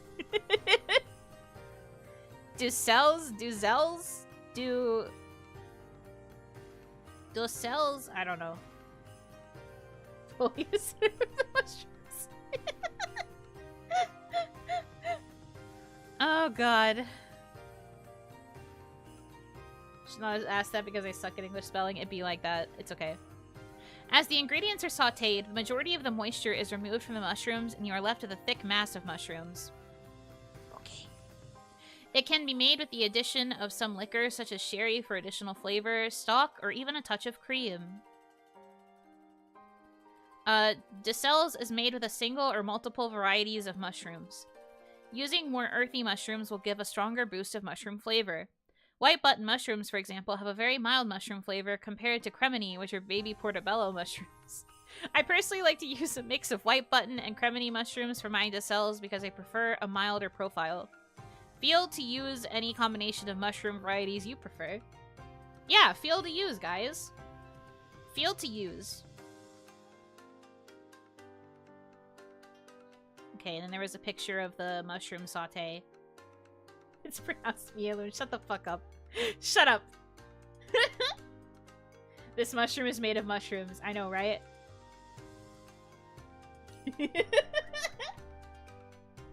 Okay, Miss Quite Laugh, stop! Can't help it! I'm losing brain cells by the second. They have a great hand feel. No! Not the hand feel. I hate this place. Right, anyways. The most important part of making decels is getting the mushrooms cut down to a similar small size prior to cooking. Removing the majority of moisture from the decels helps to assure our pastry doesn't get subjected to additional moisture when cooking. Well, we already said the decel is supposed to be really dry. Of course we're going to be removing the moisture. Ugh. Circular reasoning! There are many applications for decels in French cuisine. French cuisine is capitalized, by the way. And it is not specific to just beef Wellington. For starters, it would be excellent folded into an omelet, to stuff ravioli, served on toast points, or stuffed in chicken breasts. What the fuck is a toast point? Only the corners of the crust, obviously, not the center. This is somehow the most Yuno-core piece of writing ever made. It hits every critical comedy point. Do not say that this sounds like my writing! This is crazy. Toast triangle is the tastier shape. Toast point. A point to toast. There is a point to toast. That is, it is yummy and in my tummy for breakfast. Most importantly, the decels provide an insulating layer to protect the beef tenderloin from the heat required to puff the pastry.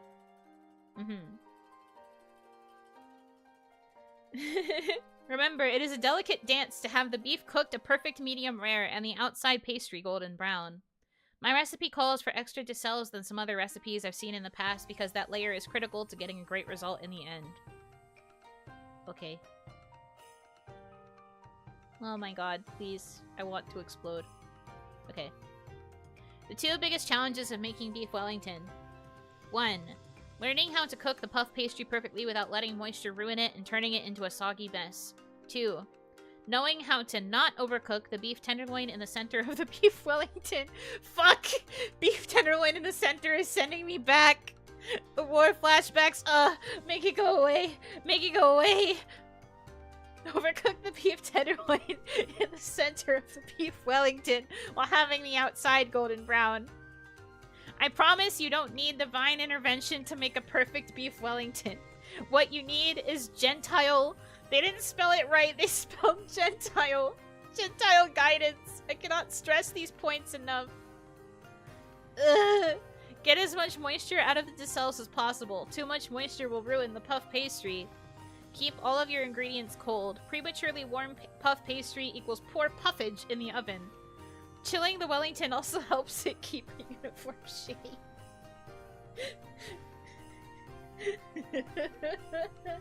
I can't do this anymore. Why did we just come back to the what not to do? This doesn't explain anything about the decels. Ah! I'm dying. I can't do this no more. Alright, anyway. The prosciutto layer. Hey guys, we're gonna learn what a prosciutto is. Can we guess what cut of the meat it's gonna be?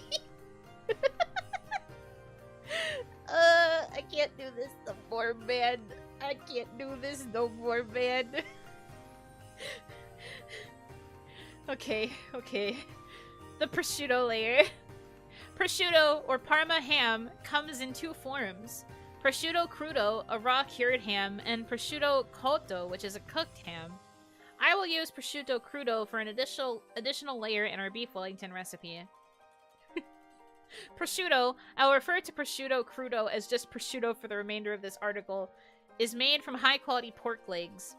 The legs are salted for a period of time, then washed and hung to dry at a certain temperature for an even longer time period. The resulting meat is safe to eat raw because of the curing process. Depending where prosciutto is made, the length of time it is hung, and what it is seasoned with will all contribute to different flavor profiles. When using prosciutto for this recipe, you can either order it sliced thin from your butcher or buy it prepackaged. For this beef Wellington recipe, you will lay down overlapping, in bold, overlapping pieces of prosciutto to form a prosciutto blanket for the decels and meat. Since prosciutto doesn't have a very high moisture content itself, it makes another barrier to protect our puff pastry from moisture. Okay. Tips. Overlap the prosciutto to make a solid sheet of meat. Not the sheet of meat. Was that the first use of bold in the article? Yes, I believe so.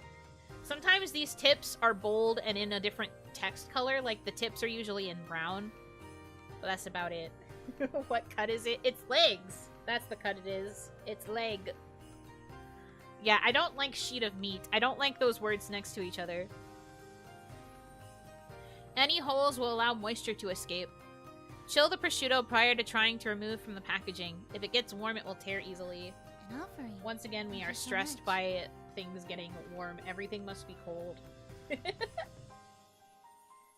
Daniel Smith, thank you for the 690. Nice. You know, my search results are listening. Gordon Ramsay now has the top 5 result for Gordon Ramsay beef Wellington recipe. That's fair. We're fixing it one bad article at a time. Stop saying mouthfeel! I hate this place. Take your time when handling prosciutto. If it does tear, push it back into place to cover the hole. I like how they're like, don't let there be any holes, but if it does tear, cover the hole. Yeah? Obviously? But why is that step 3? You could have just put the chill the prosciutto bit somewhere else and put the other steps next to each other. Hi, Acti. Thank you for the raid. I am reading a very long, in-depth article that is written rather sillily about, beef Wellington. So, feel free to stick around for that if you'd like. Hi. I apologize. I'm trying to figure out if this is a good time or a bad time. Oh no, we have to go back to the start again? No, please don't make me go back. I've already gotten through so much of this, but I'm perishing. Is silly a word? No, but I made it up. I made it up! It's a word now. But really, thank you for the raid. I hope you had a good stream. I hope you had fun.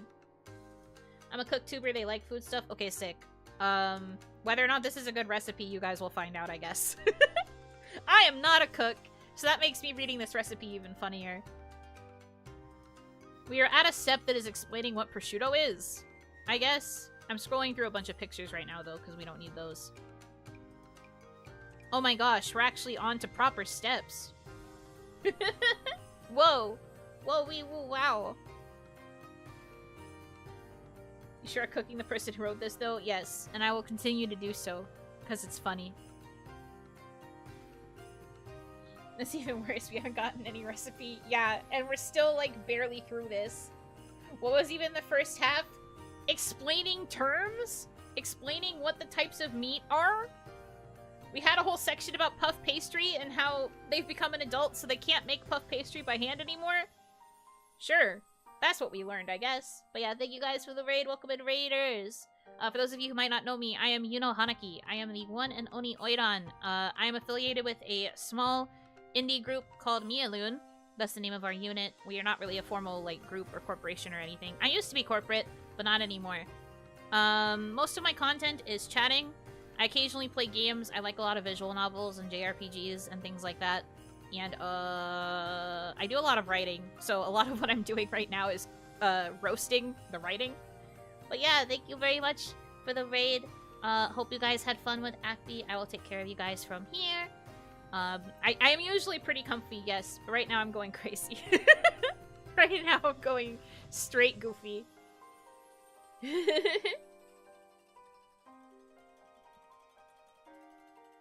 Like Final Fantasy X, that was how we got here. Now for the public is to wait to Nesca.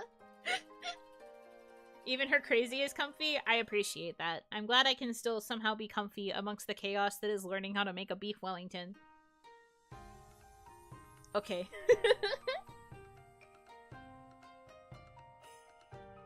Not too late to start over. I can't.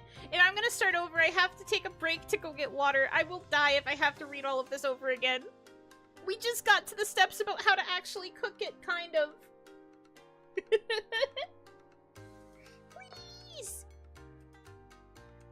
We just got to the normal steps. We don't want to destroy you. Thank you for respecting me. If you want to see it, I highly recommend watching the VOD for this. I'm sure someone will probably timestamp when I started reading the recipe. The descent into madness is rapid and crazy. So I do recommend checking it out. Alright, anyways. Let's actually continue reading. Although I might have to take another break after a couple sections to get water. May the Oni lights guide you back to me. Shinshiriki, thank you for being a member for 3 months at Shadowfire. Is it just me or did our Oni become cuter? Did I? Did I? I hope so. I like being cute, so I hope so. Okay. How to cook beef Wellington. If you've made it this far learning how to cook beef Wellington, I assure you, the rest is easy. Preheat your oven to 425 degrees Fahrenheit. Don't even think about putting your meat in there. Don't word it like that! Don't word it like that! Don't word it like that! No! I'm out of here. I gotta go, actually. Maybe stream's over. I give up. True, also no. May the Oni lights guide you back to Egan, me. thank you for being a member for 11 months at Shadowfire. That's the quitting point. This sucks. I'm not a coward. I'll still keep reading, but I cannot believe they worded it like that. Don't even think about putting your meat in there until it's fully preheated. I set up an oven rack in the lower third of my oven. This will allow more for better browning of the bottom of the Wellington in most ovens. What is that sentence? I can't do this. This is the kind of thing I've been dealing with this entire, like, period of time I've been reading this article, guys. I can't. This is iconic. This needs to be put in the Museum of Modern Art. Anyway. This part's in all caps, so I guess I have to yell. Here's the yelling part of the yelling Zatsu. Invest in a cooking temperature alarm if you don't already have one! As it says. That is the title of this section. It's all in caps. The other ones haven't been in capital letters like that, so I assume that we are yelling. We're freaking yelling. Let's go! Okay. Stream thumbnail salvaged. It only took until almost 2 hours in. That's true.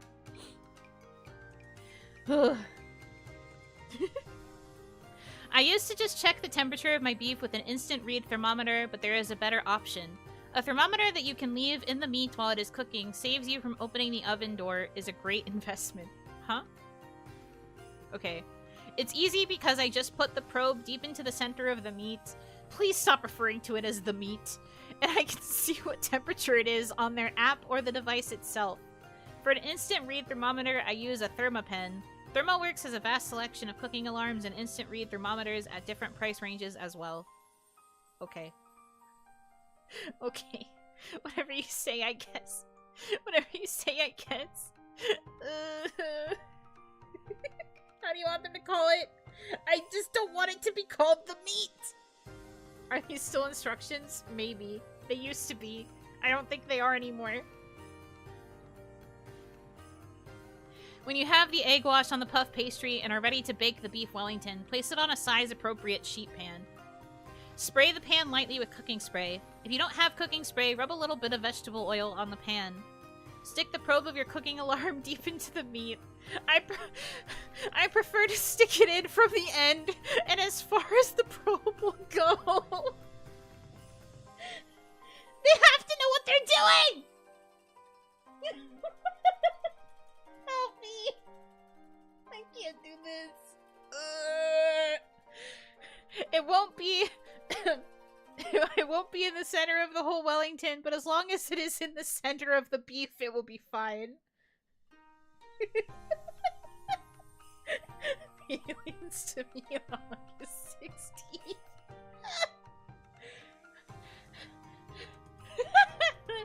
I can't do this, man. I'm in tears.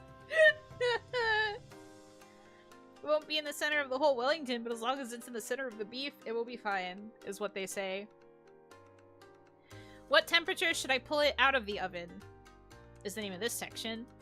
The million-dollar question, and the reason a lot of people mess up when making beef Wellington, is what temperature to pull it out of the oven. In my article about cooking a standing rib roast. Oh, you've written other articles? That's crazy. I discuss carryover cooking. That is, a rise in internal temperature of the meat after removing it from the heat, whether in oven, grill, or stove.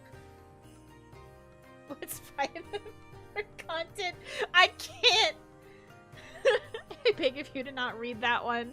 I can't, aw man, I clicked the link and it's not there anymore. It's not there anymore! They got rid of it! That's a bummer. They do have a bunch of other recipes, though. 1 recipe per week. Oh, I can't breathe. Okay. Anyway. It's gotta be out there on the net somewhere. I'm sure we could find it. Lock it behind tier 3 members. Tier 3 members get the live recipe readings. Sure. Okay, the important lesson to learn here is that the higher the temperature you cook a piece of beef and the larger it is, the greater the temperature will rise upon resting after the cook. The most basic answer as to why this happens is that the cooler inside of the meat is forming an equilibrium with the warmer outside. Okay, I figured it out. I was like, what? Why is there a cooler in the meat? I figured it out. In simple terms, that heat makes the inside temperature of the beef go up. Tier 4 members get to see Yuno recreate it. We don't have a tier 4. You don't have a tier 4. But also, if I tried to recreate this, I think I'd die. I'm already bad at cooking. Anyways. Carryover cooking and estimating the final temperature! We're yelling again. Tier 5 get to be the beef.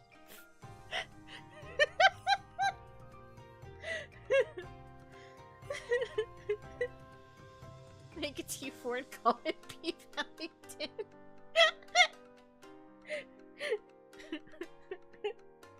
Don't tempt me with a good time. Anyway. Oh. So what on earth do we do now?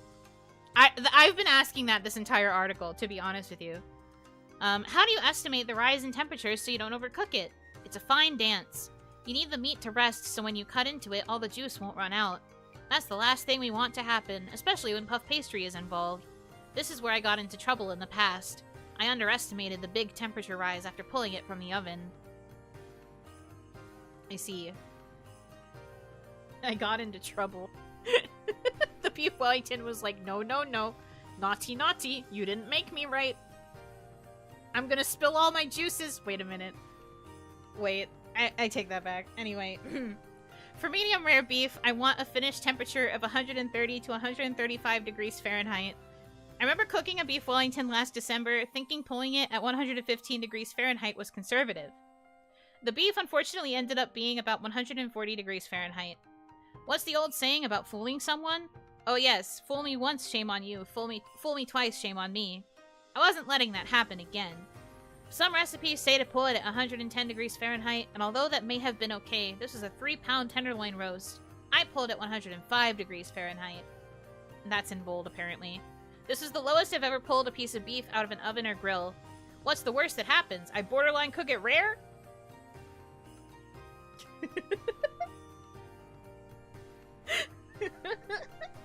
I like how that's how the section ends. That's where they're leaving it. Okay. I feel like I have learned nothing.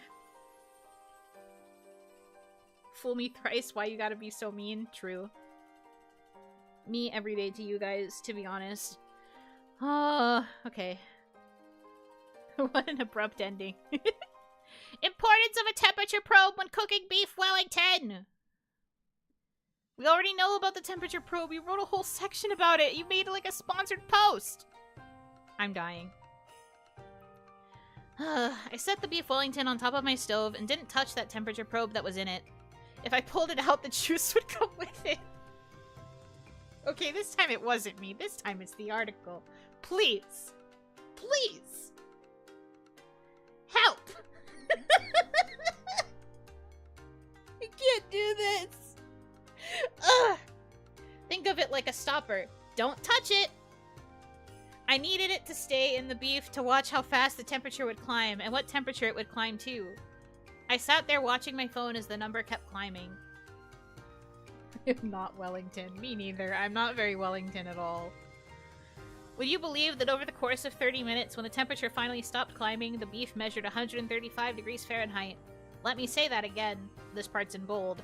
This Wellington rose a full 30 degrees upon being removed from the oven. If I pulled it at 110 degrees Fahrenheit, it would have hit 140 degrees Fahrenheit. I was honestly shocked. I did it! At last, a perfect medium rare beef Wellington!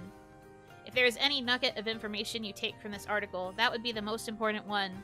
What's the worst that happens if you don't quite high enough to the target temperature you want? As long as you didn't cut the Wellington, stick it back in the oven for a few more minutes. No harm, no foul. That's a crazy paragraph. I feel like I just read a lot of words. What did they mean?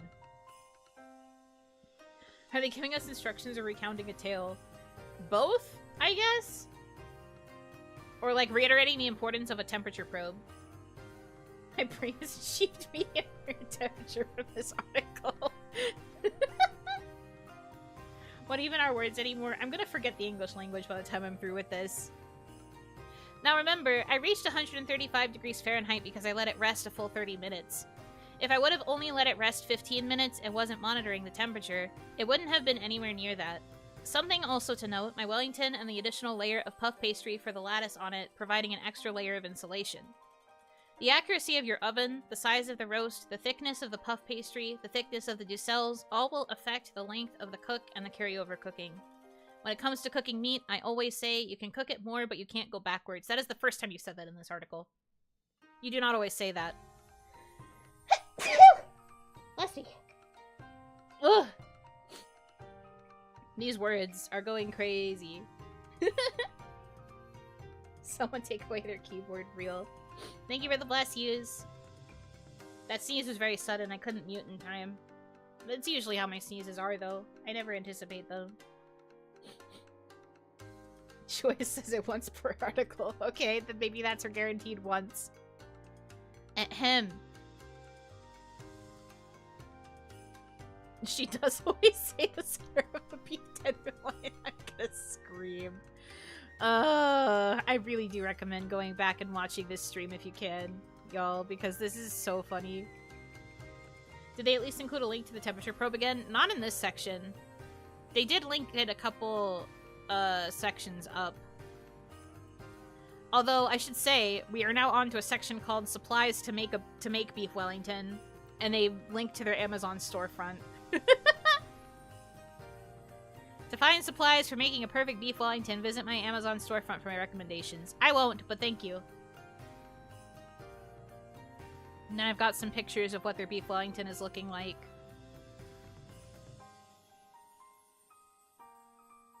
It looks so interesting.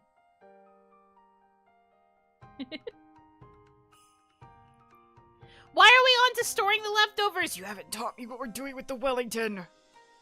What do you mean? I don't know anything that's going on. We're already talking about the leftovers. Help. Help. What leftovers? How to store beef Wellington leftovers. If possible, slice only enough beef Wellington as people are going to eat. Storing it as a big piece will make it easier to reheat to get better results. Cover the remainder and store it in the refrigerator for up to 3 days. Okay. How to reheat beef Wellington. Reheating beef Wellington and having it be as spectacular as when it first came out of the oven is a big ask. However, that is not to say you can't enjoy it as leftovers. The challenge with reheating it is having the puff pastry remain flaky and crisp. Not overcooking the beef is the other major concern. I do not recommend reheating in a microwave, as you'll be left with soggy pastry. Oh, actual instructions! Oh my god. Preheat the oven to 350 degrees Fahrenheit. Remove the leftovers from the refrigerator and allow them to come to room temperature for 30 minutes. The goal is to gently cook the beef while having the heat high enough to bring some integrity back to the pastry. Where'd the integrity go? Did she lose its integrity? Where'd it go? That's such a weird way to describe it, but okay. Sure. Ahem. Heat the beef Wellington until it reaches your desired internal temperature or no higher than 130 degrees Fahrenheit for medium rare. Time to reach desired internal temperature will depend on many factors, including the size of the beef Wellington you are reheating and actual temperature of your oven. Rest the meat for 5 minutes, then slice into portions, then serve immediately. Only microwave beef Wellington as a last resort. I guess this is another section, but it's tiny text and bold. They didn't make it a section. If you do not have an oven and a microwave is your last resort, slice the roast into thick serving-sized pieces first. Then cook the beef Wellington slices on medium heat for 1 minute initially, then in 30-second increments until warmed gently throughout to your liking. It will still be delicious. The pastry will not be crispy, however. Actual cook time will depend on the wattage of your microwave and how big the piece you are reheating is and what temperature you like your beef. Low and slow is the best way to not overcook the meat. We got to the actual recipe, fellas! We got there! There's like a whole list of how to actually make it. And I guess the rest of this page is just the comments. Guys, we made it. We found the real recipe.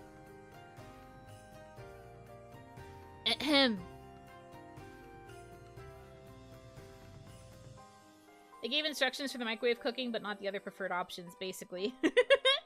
But we did get to the recipe.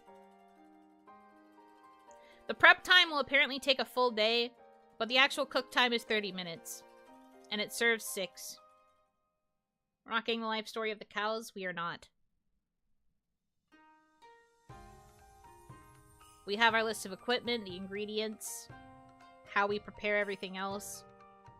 That's crazy. So there actually is a recipe. I just had to slog through the top part.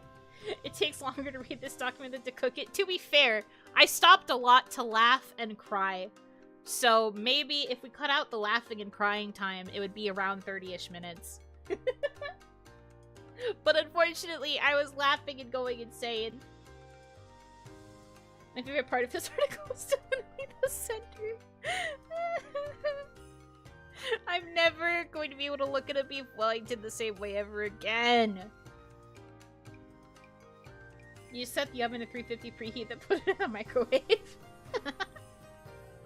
I guess just to make the oven watch the puff pastry suffer. So true.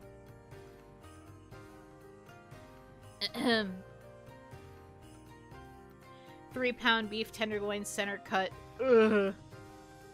I can't look at the word center cut ever again. Please. I can't. I'm not strong enough. I'm not strong enough. No. Y'all, if you go back to any part of the stream, it should be the part where they're talking about the tenderloin, because that was probably the funniest part. Just how often they repeated that the tenderloin is the center cut of the sirloin.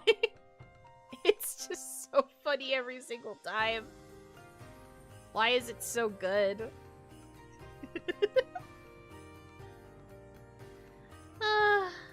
Man, oh man, the meat probe was up there. The meat probe was crazy. Thank you so much. I do not trust the meat probe. KJ, thank you for the $5. Your Honor, I present to the court Exhibit A titled Why Editors Exist. This is true. Why we need editors. You just gotta acclimate to the mouthfeel. No!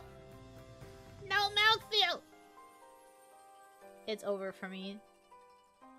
Anyway, that was a very elongated bit. I hope you had fun with that. This is what makes an editor quit. Me. I'm editor. I'm leaving. Don't think about sticking your feet in there. I really can't. We can do these things now that we've reached adulthood. Yeah, as opposed to making our own puff pastry. We don't have time for all that. You gotta do 10 more of these. No! Don't put me in prison. After all this, have you ever had beef Wellington? I actually never have, no. I have never once had it in my life. It seems good, in theory, but I've never had it. I would probably like it, though. Don't think you ever will after this. I know how to make one. I guess I do. I can use the actual recipe versus whatever the frick was happening in the article. That article's crazy! 12 days of Christmas, but it's all poorly edited article readings. But that means I'm behind by like 4 days. So that means I have to read like 3 more.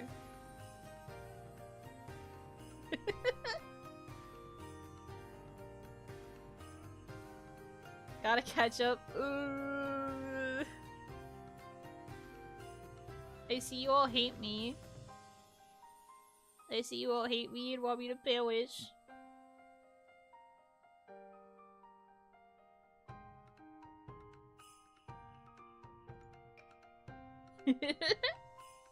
Oni lattice cuts you like puff pastry. New ASMR idea just dropped. I lattice cut you and then I add a bonus cut with a paring knife.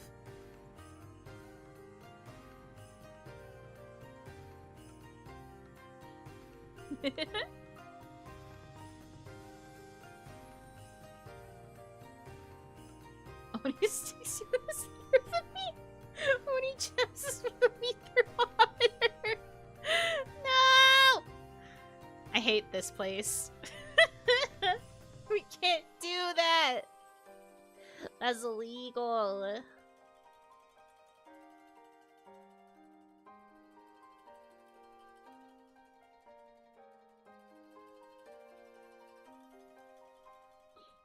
It looks like they have a lot of recipes for, like, meats. Which makes sense, considering the name of the website.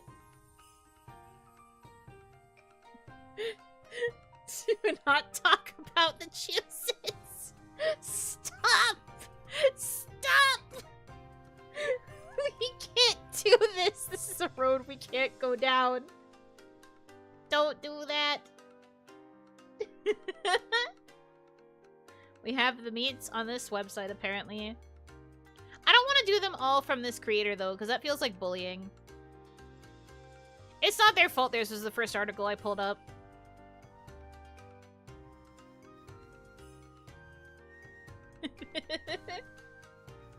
Be careful not to go all the way to the end. That's true. I just have to stick through the center of the beef. In a sense, it is bullying. I mean, if it's just the one article, though, it's fine. If it was divvied out among other users, it's a little bit less bad. I'm sure the recipe itself is great. There's just something about how the article is written.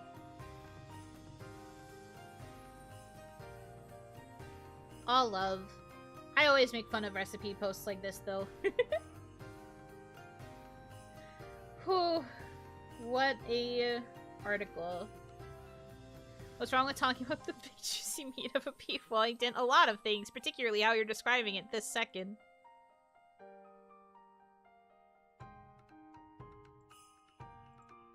Unfortunately, there are a lot of things wrong. Lord.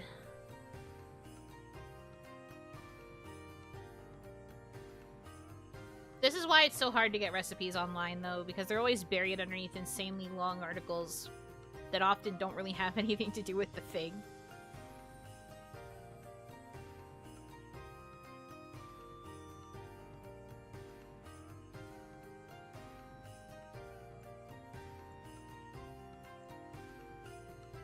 Who doesn't love a sheet of meat? Me!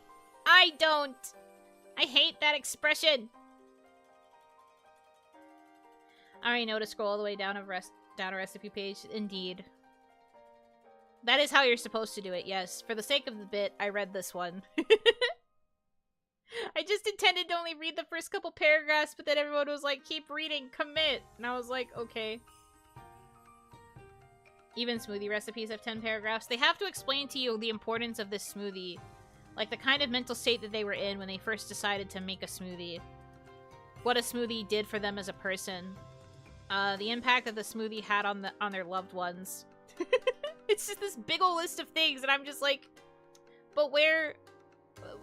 Then the instructions are just take strawberry, take yogurt, put in blender, smoothie time.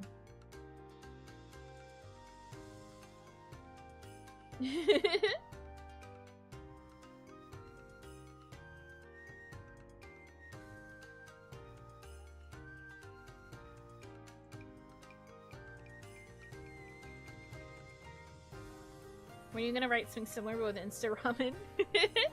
I remember the first time I ever consumed instant ramen. It's a very vivid memory that I have of a summer from long ago. That'd be insane, I think.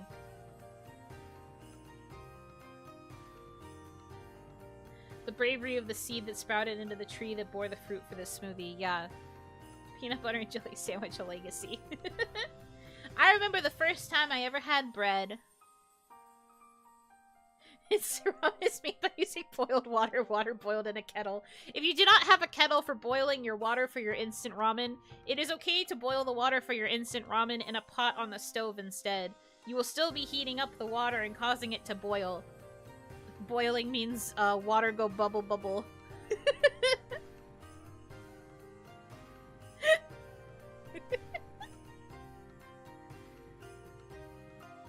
If you're not able to get water where you live, store-bought is fine. Pot, metal vessel. The weather conditions that produce the 2021 vintage strawberries and 23 blueberries. I like how it's exactly 23. There were no more blueberries besides those. Boiling water is hot, so place it in the fridge to make it easier to handle.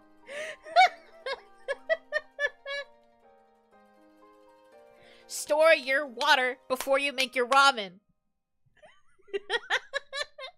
Put it in the fridge for later. Then when you're ready to make the instant ramen, you can boil it. Stupid. I remember the first time I poured myself a glass of apple juice. It was a formative moment in my life that set it on the path I am now as a professional chef. Make sure you place it in the fridge with a temperature probe.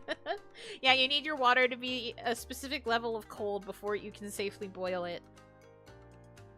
You can store water in these convenient cubes. I linked to one of those ice cube trays that makes your ice cubes into Hello Kitty. So it's not even a cube, it's like a sphere, but Hello Kitty shaped.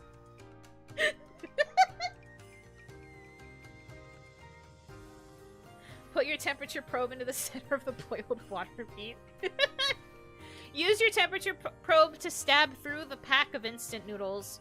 While this may cause a bit of cracking, as long as you do not fully penetrate the noodle, it is okay. If you don't get a proper temperature reading, that means that you need to heat up the noodles, which you cannot do until you boil water from a kettle. We're just gonna go in circles for a really long time. Remember to let the noodles set after cooking to prevent loss of juices. Water. Yeah, that's true. Let them cool down because handling hot noodles is hard. I remember the last time I tried to handle hot noodle because I was really hungry and I burned my fingies.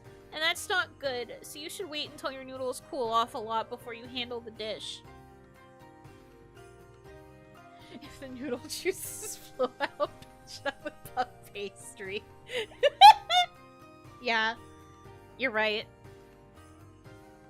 Just patch the holes in the pot, I guess.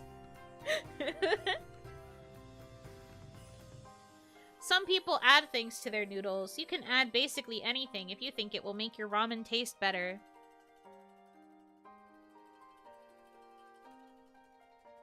You know what I want to say? You can always make noodles hotter, but you can't make them cooler unless you put them in the fridge so that they reach a cold temperature better for handling.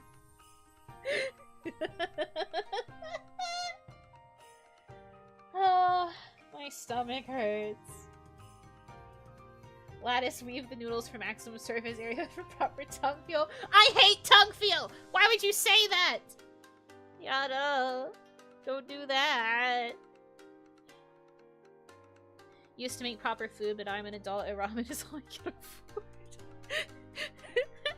When I was younger, I used to take advantage of all of the ingredients that my mother had in her kitchen.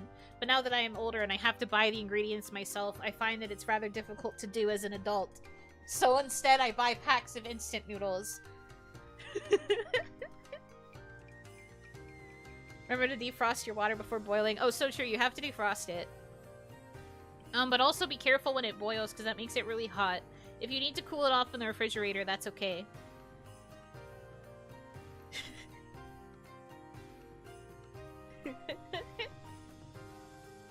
Bad cooking advice stream. You know, I feel like it'd be really funny if I actually tried to write one of those, like, really strange recipes. I don't think I'd actually post it on a cooking blog anywhere. I think I'd get banned. But it would be funny to just write one and see the kind of chaos that it would result in.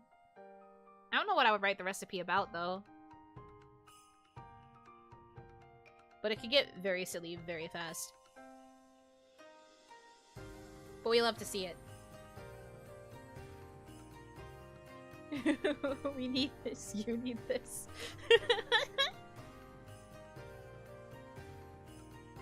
Some getting featured.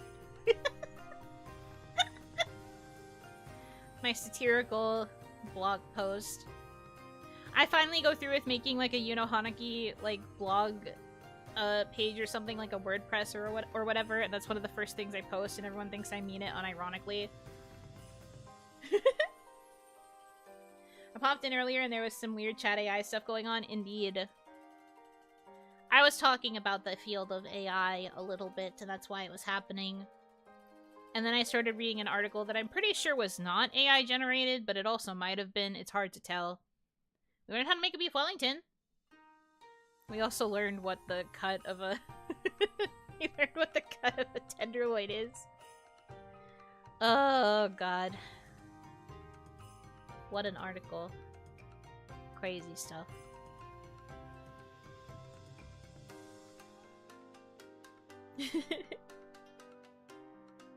This could only come from a human mind. Machines are incapable of greatness. That's true. Do not use a silicone mat for this. It acts as a heat sink that ruins the after cooking. Put the noodle cup on a wooden cutting board, chopping block. Oak is best, but maple is fine. It's not. True. Maple is fine. It's not. You're right, though. Put it on a wooden cutting board so that you can better handle it. It will not burn the wood. It is perfectly safe. But you're going to have to balance it on the cutting board because you can't touch the direct cup. Can finally go for breakfast now. I was afraid I'd explode with laughter in public. Please go get your breakfast. Enjoy your food. Thank you for sticking around for the chaos. Do not order a beef Wellington.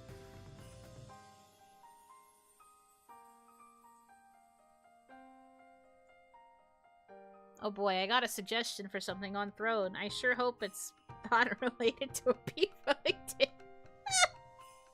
Oh wow, it's a pastry lattice roller cutter.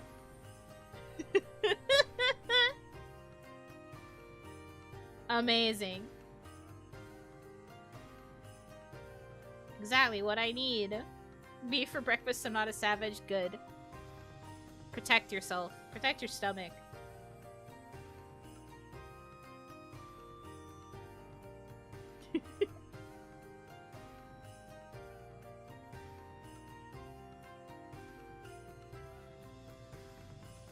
Crazy. I'm so glad I'm not a good cook because that means I never have a reason to try this recipe. I would definitely blow it. My box would explode. R.I.P. I would not survive. Even with the meat thermometer.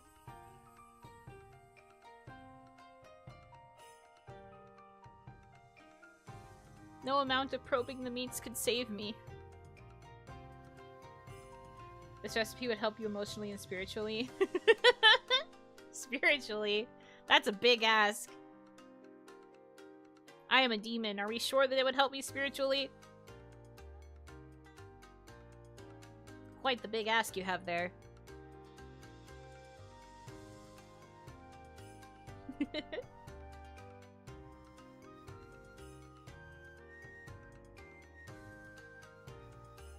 So silly. What if you need the ladder? I don't need the ladder! I'm not getting it! How else do you describe the emotions it makes you feel?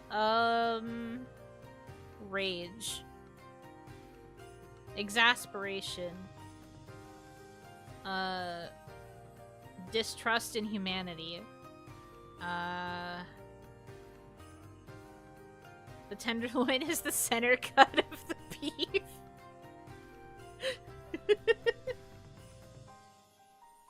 Don't say mouthfeel! I do not experience mouthfeel. No, sir. No.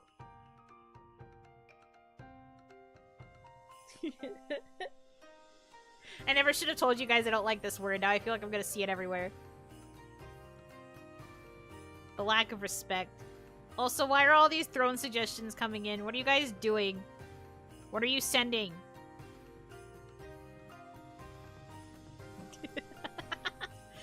I love how I got another suggestion for the same roller cutter, and now I have a suggestion just for an entire beef tenderloin roast.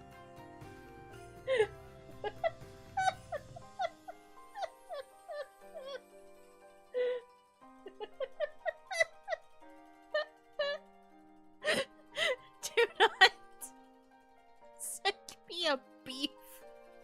Why are you sending me a beef?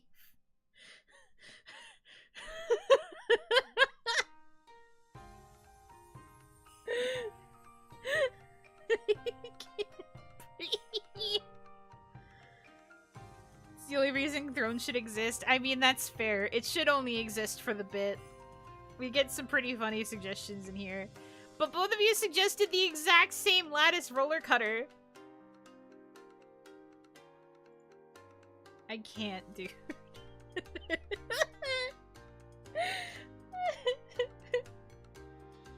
I'm in tears. So you're getting both? No! It's the same one! Why would I need two of them? One brain cell together strong.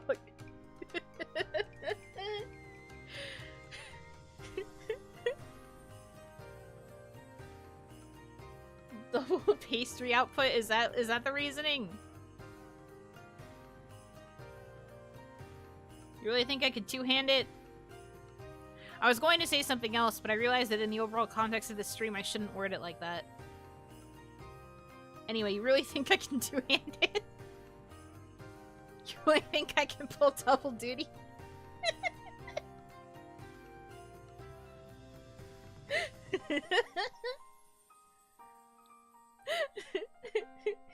Do not say words. I said I won't! I'm choosing not to! Aren't you proud of me? I'm explicitly saying I won't say it.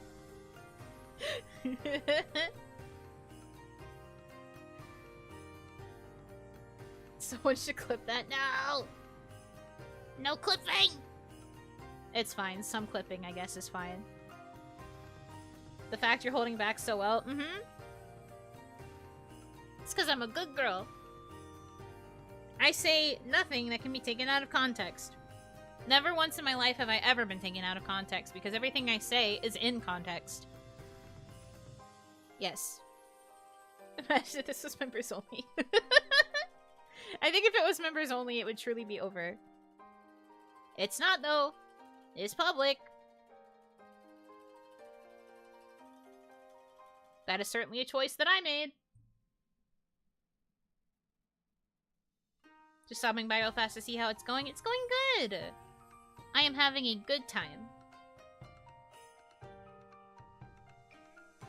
Things are good.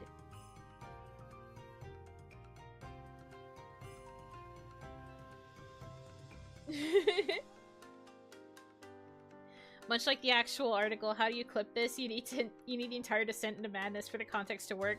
I wouldn't be surprised if there ends up being like a highlight reel or a digest of what happens with this article. I feel like so much of it is good that it'd be difficult to only have like one clip. If anything, I might make a highlight reel.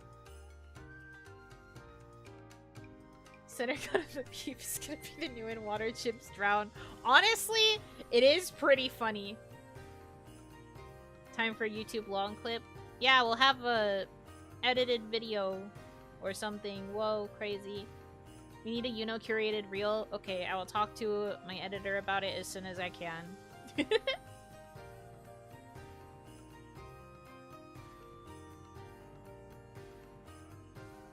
Beef Weffington? Beale Weffington? I'm dead. What is Beale Weffington? That's iconic. Beale Weffington. I love that. Wellington is also wrong. That is, yeah. I gotta go. Oh yeah, is your mom coming to pick you up? I understand. Don't ask about Beale Weffington. I can't, guys. My stomach hurts. Oh wow, I got more suggestions. Wholesale beef Wellington bites. A crowd-pleasing frozen gourmet. Oh, it's like a frozen beef Wellington bite thing. And then a thermopro meat thermometer. Thanks. So epic.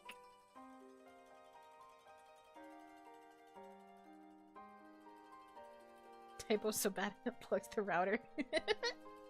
Heading off to bed a bit early. Okay, sleep well. Understandable. Honestly, I think I've laughed so much this stream, I might have to call it a bit earlier than normal. I'm dying. I don't know if I can go on. What a stream this was. To be fair, I didn't expect it to get derailed by Beef Wellington so hard.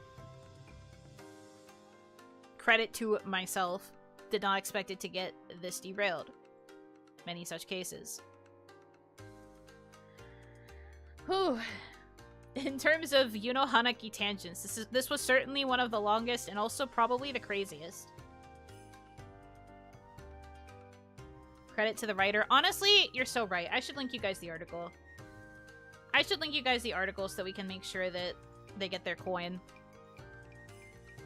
Anyway.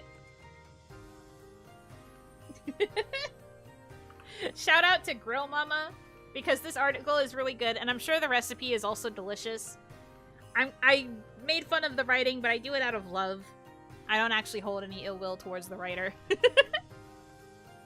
I don't think I should have to say that disclaimer, obviously, but...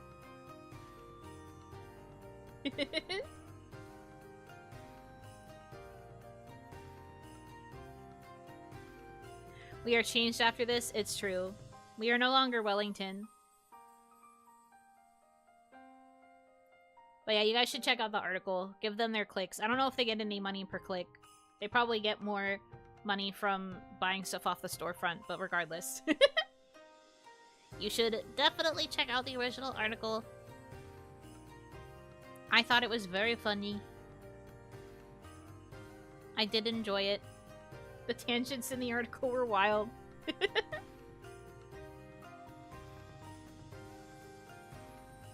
Has comments active to this day. Good for her. Actually seems to put in a lot of effort for this. Yeah, exactly.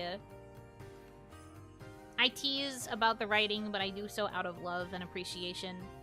It couldn't be me. I really do appreciate cooks who, like, can put in this much effort in their recipes. They are doing a great job. And it does lead to some entertainment value, so it's okay.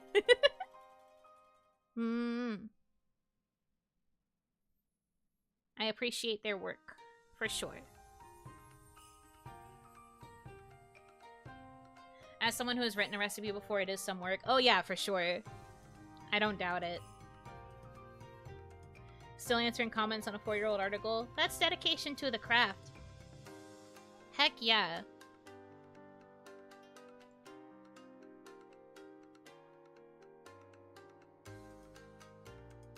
And the article was updated recently, too. It was originally written in 2020, but they still, like, update it all the time. I think that's great.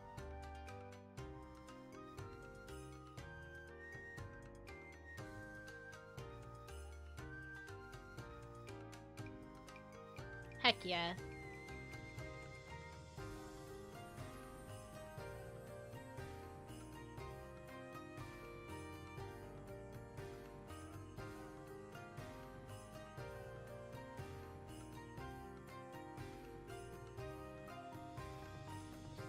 Hope you're having a blessed day. I am. Generally having a good time. Oh yeah, I did just check and they did recently answer something like 3 days ago. My goodness.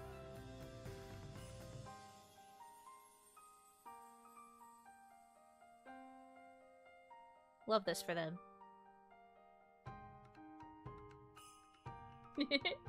One of the comments to the article says, I haven't made it yet, but I'm giving it 5 stars because your detailed instructions have given me the confidence to give it a try. Whoopee! That is cute. They are very detailed. Even if I tease them for being circular.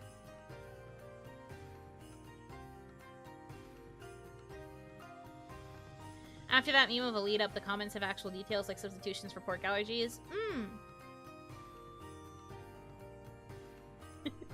Articles would be much better if they cut off the unwanted bits, the edges of the sirloin.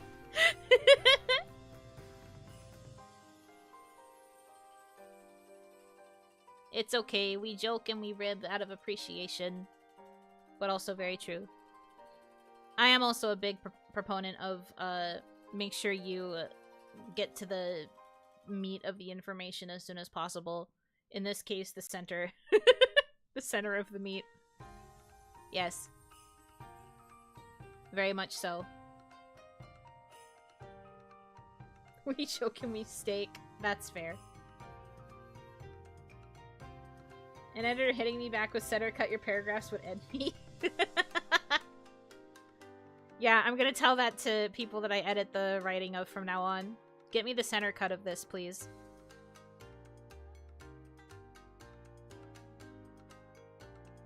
This lady was responding to comments on Christmas Day. Man, that really is dedication.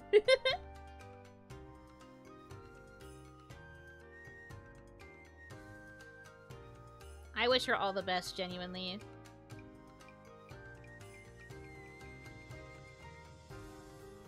I read it to be silly.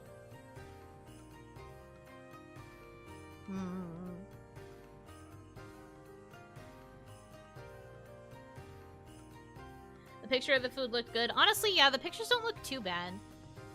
I think the pattern on the Wellington was throwing me off a little bit, but like, the actual pictures of how it looked after it was baked do look good.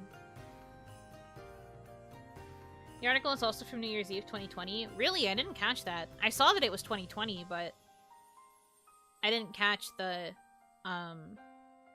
actual date of it. Dang. So this was a during the panini recipe. You know what? Fair enough.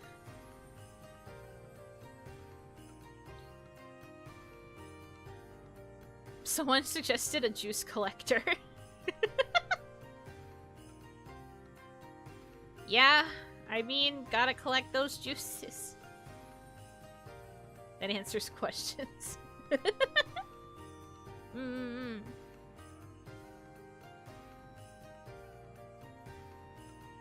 The panini brought lots of creativity, for sure. I sleep that audio. No! Stop! All this for a medium rare beef cut when I don't eat beef at all. The ultimate irony. I don't even eat beef. But I mean, at least they have substitutions. That's kind of cool.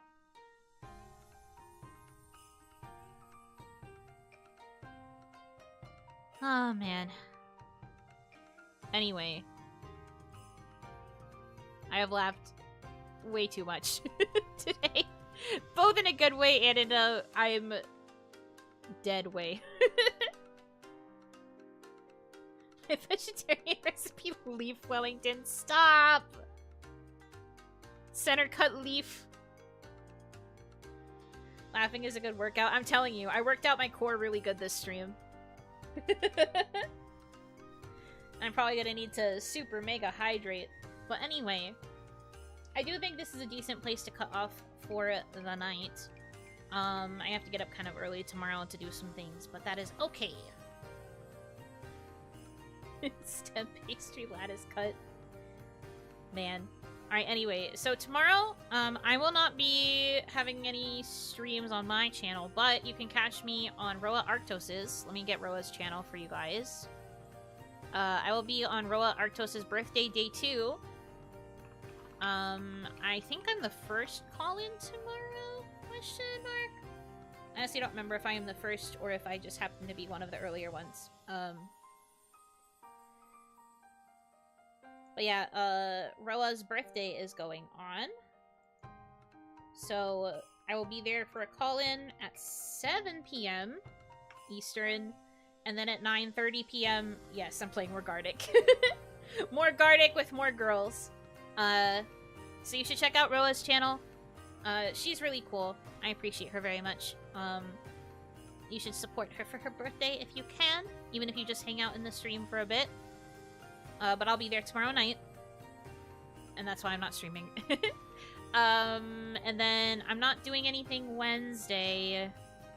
Thursday is the next time you will see a stream from me.